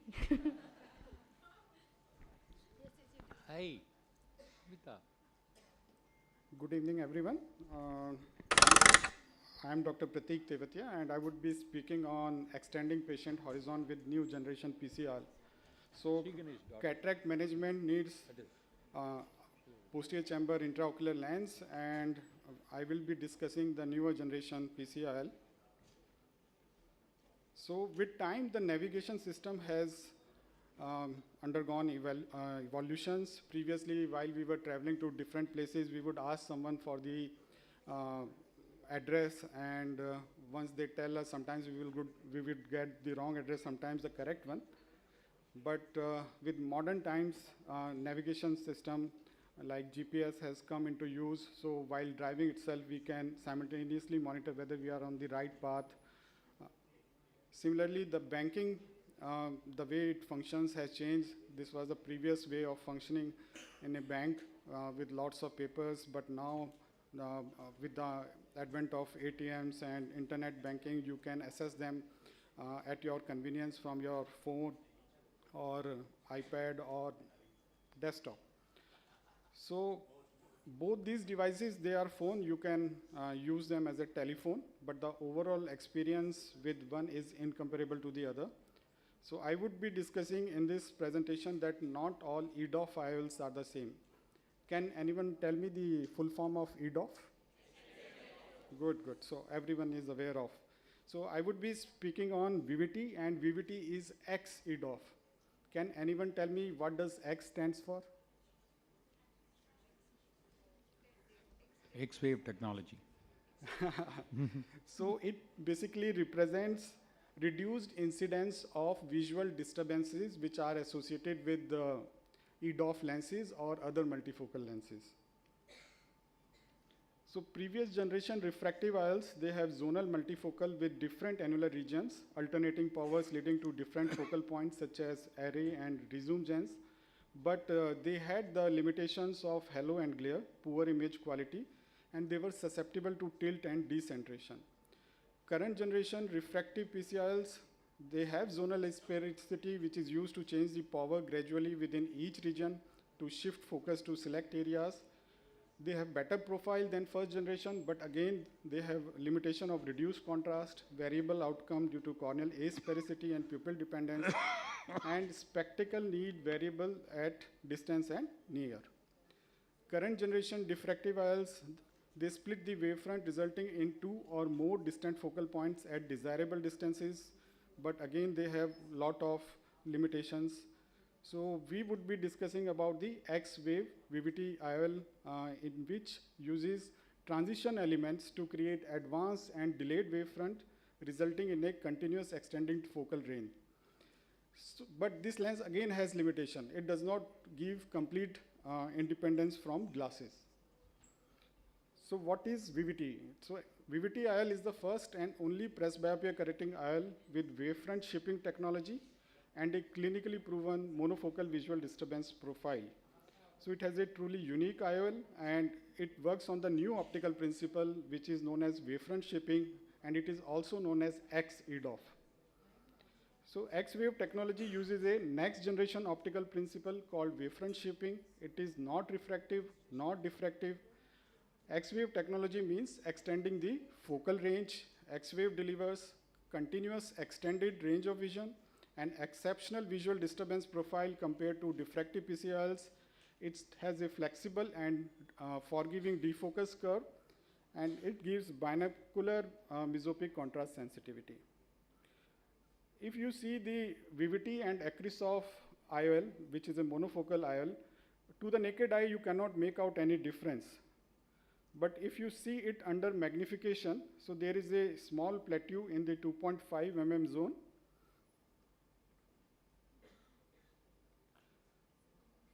And it has got two surface transition elements that stretch and shift the light, and which gives us continuous extended focal range. So this is how the VVT lens looks under magnification.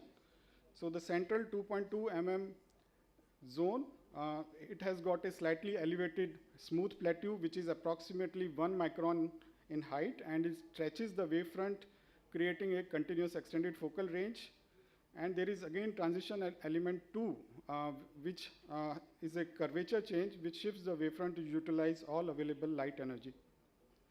So this is how the emergent wavefront looks from the VVT. It causes the stretch wavefront which is advanced and delayed, and as it comes near to the focus, it gives a continuous extended focal range.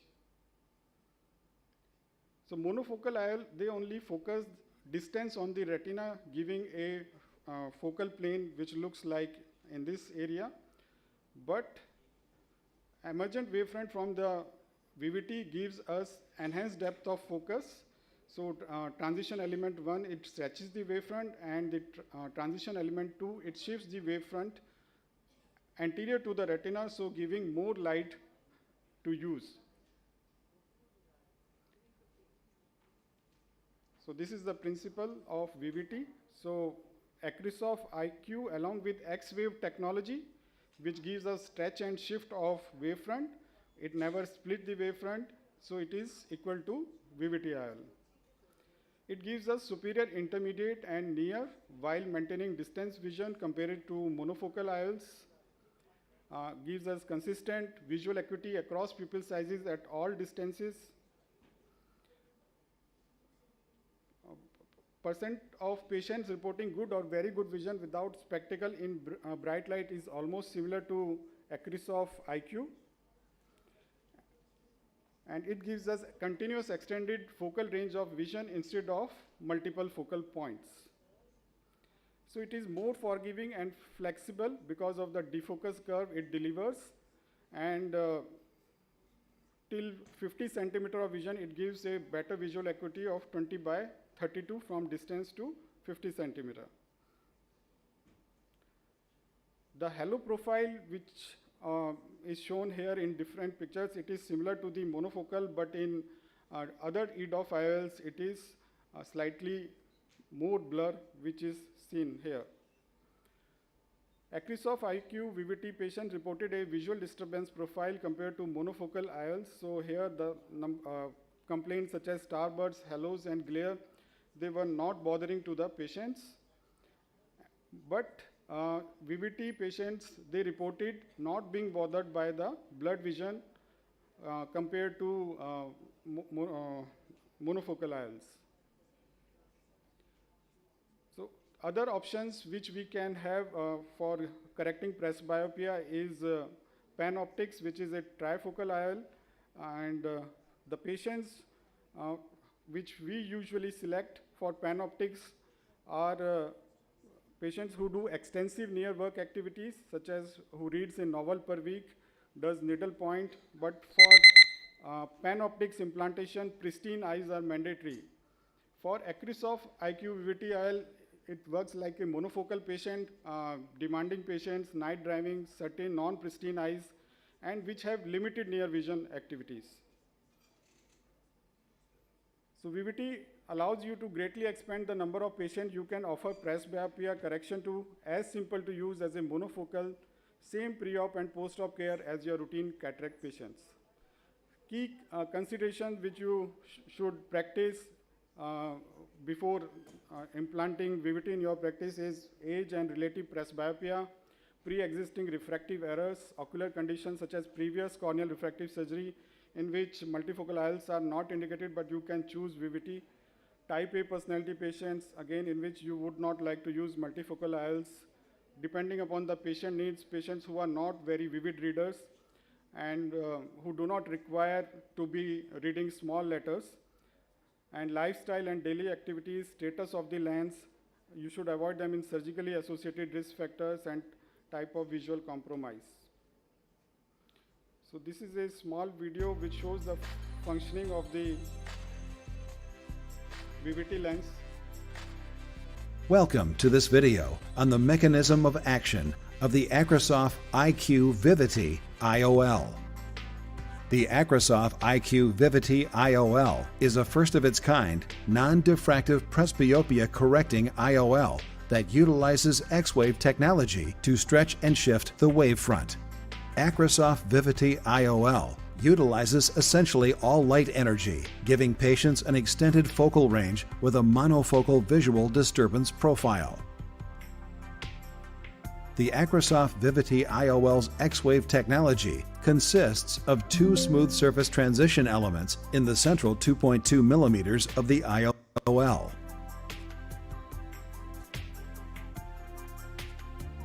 The first surface transition element is a slightly elevated smooth plateau that is about 1 micron in height, and the second surface transition element is a slight curvature change.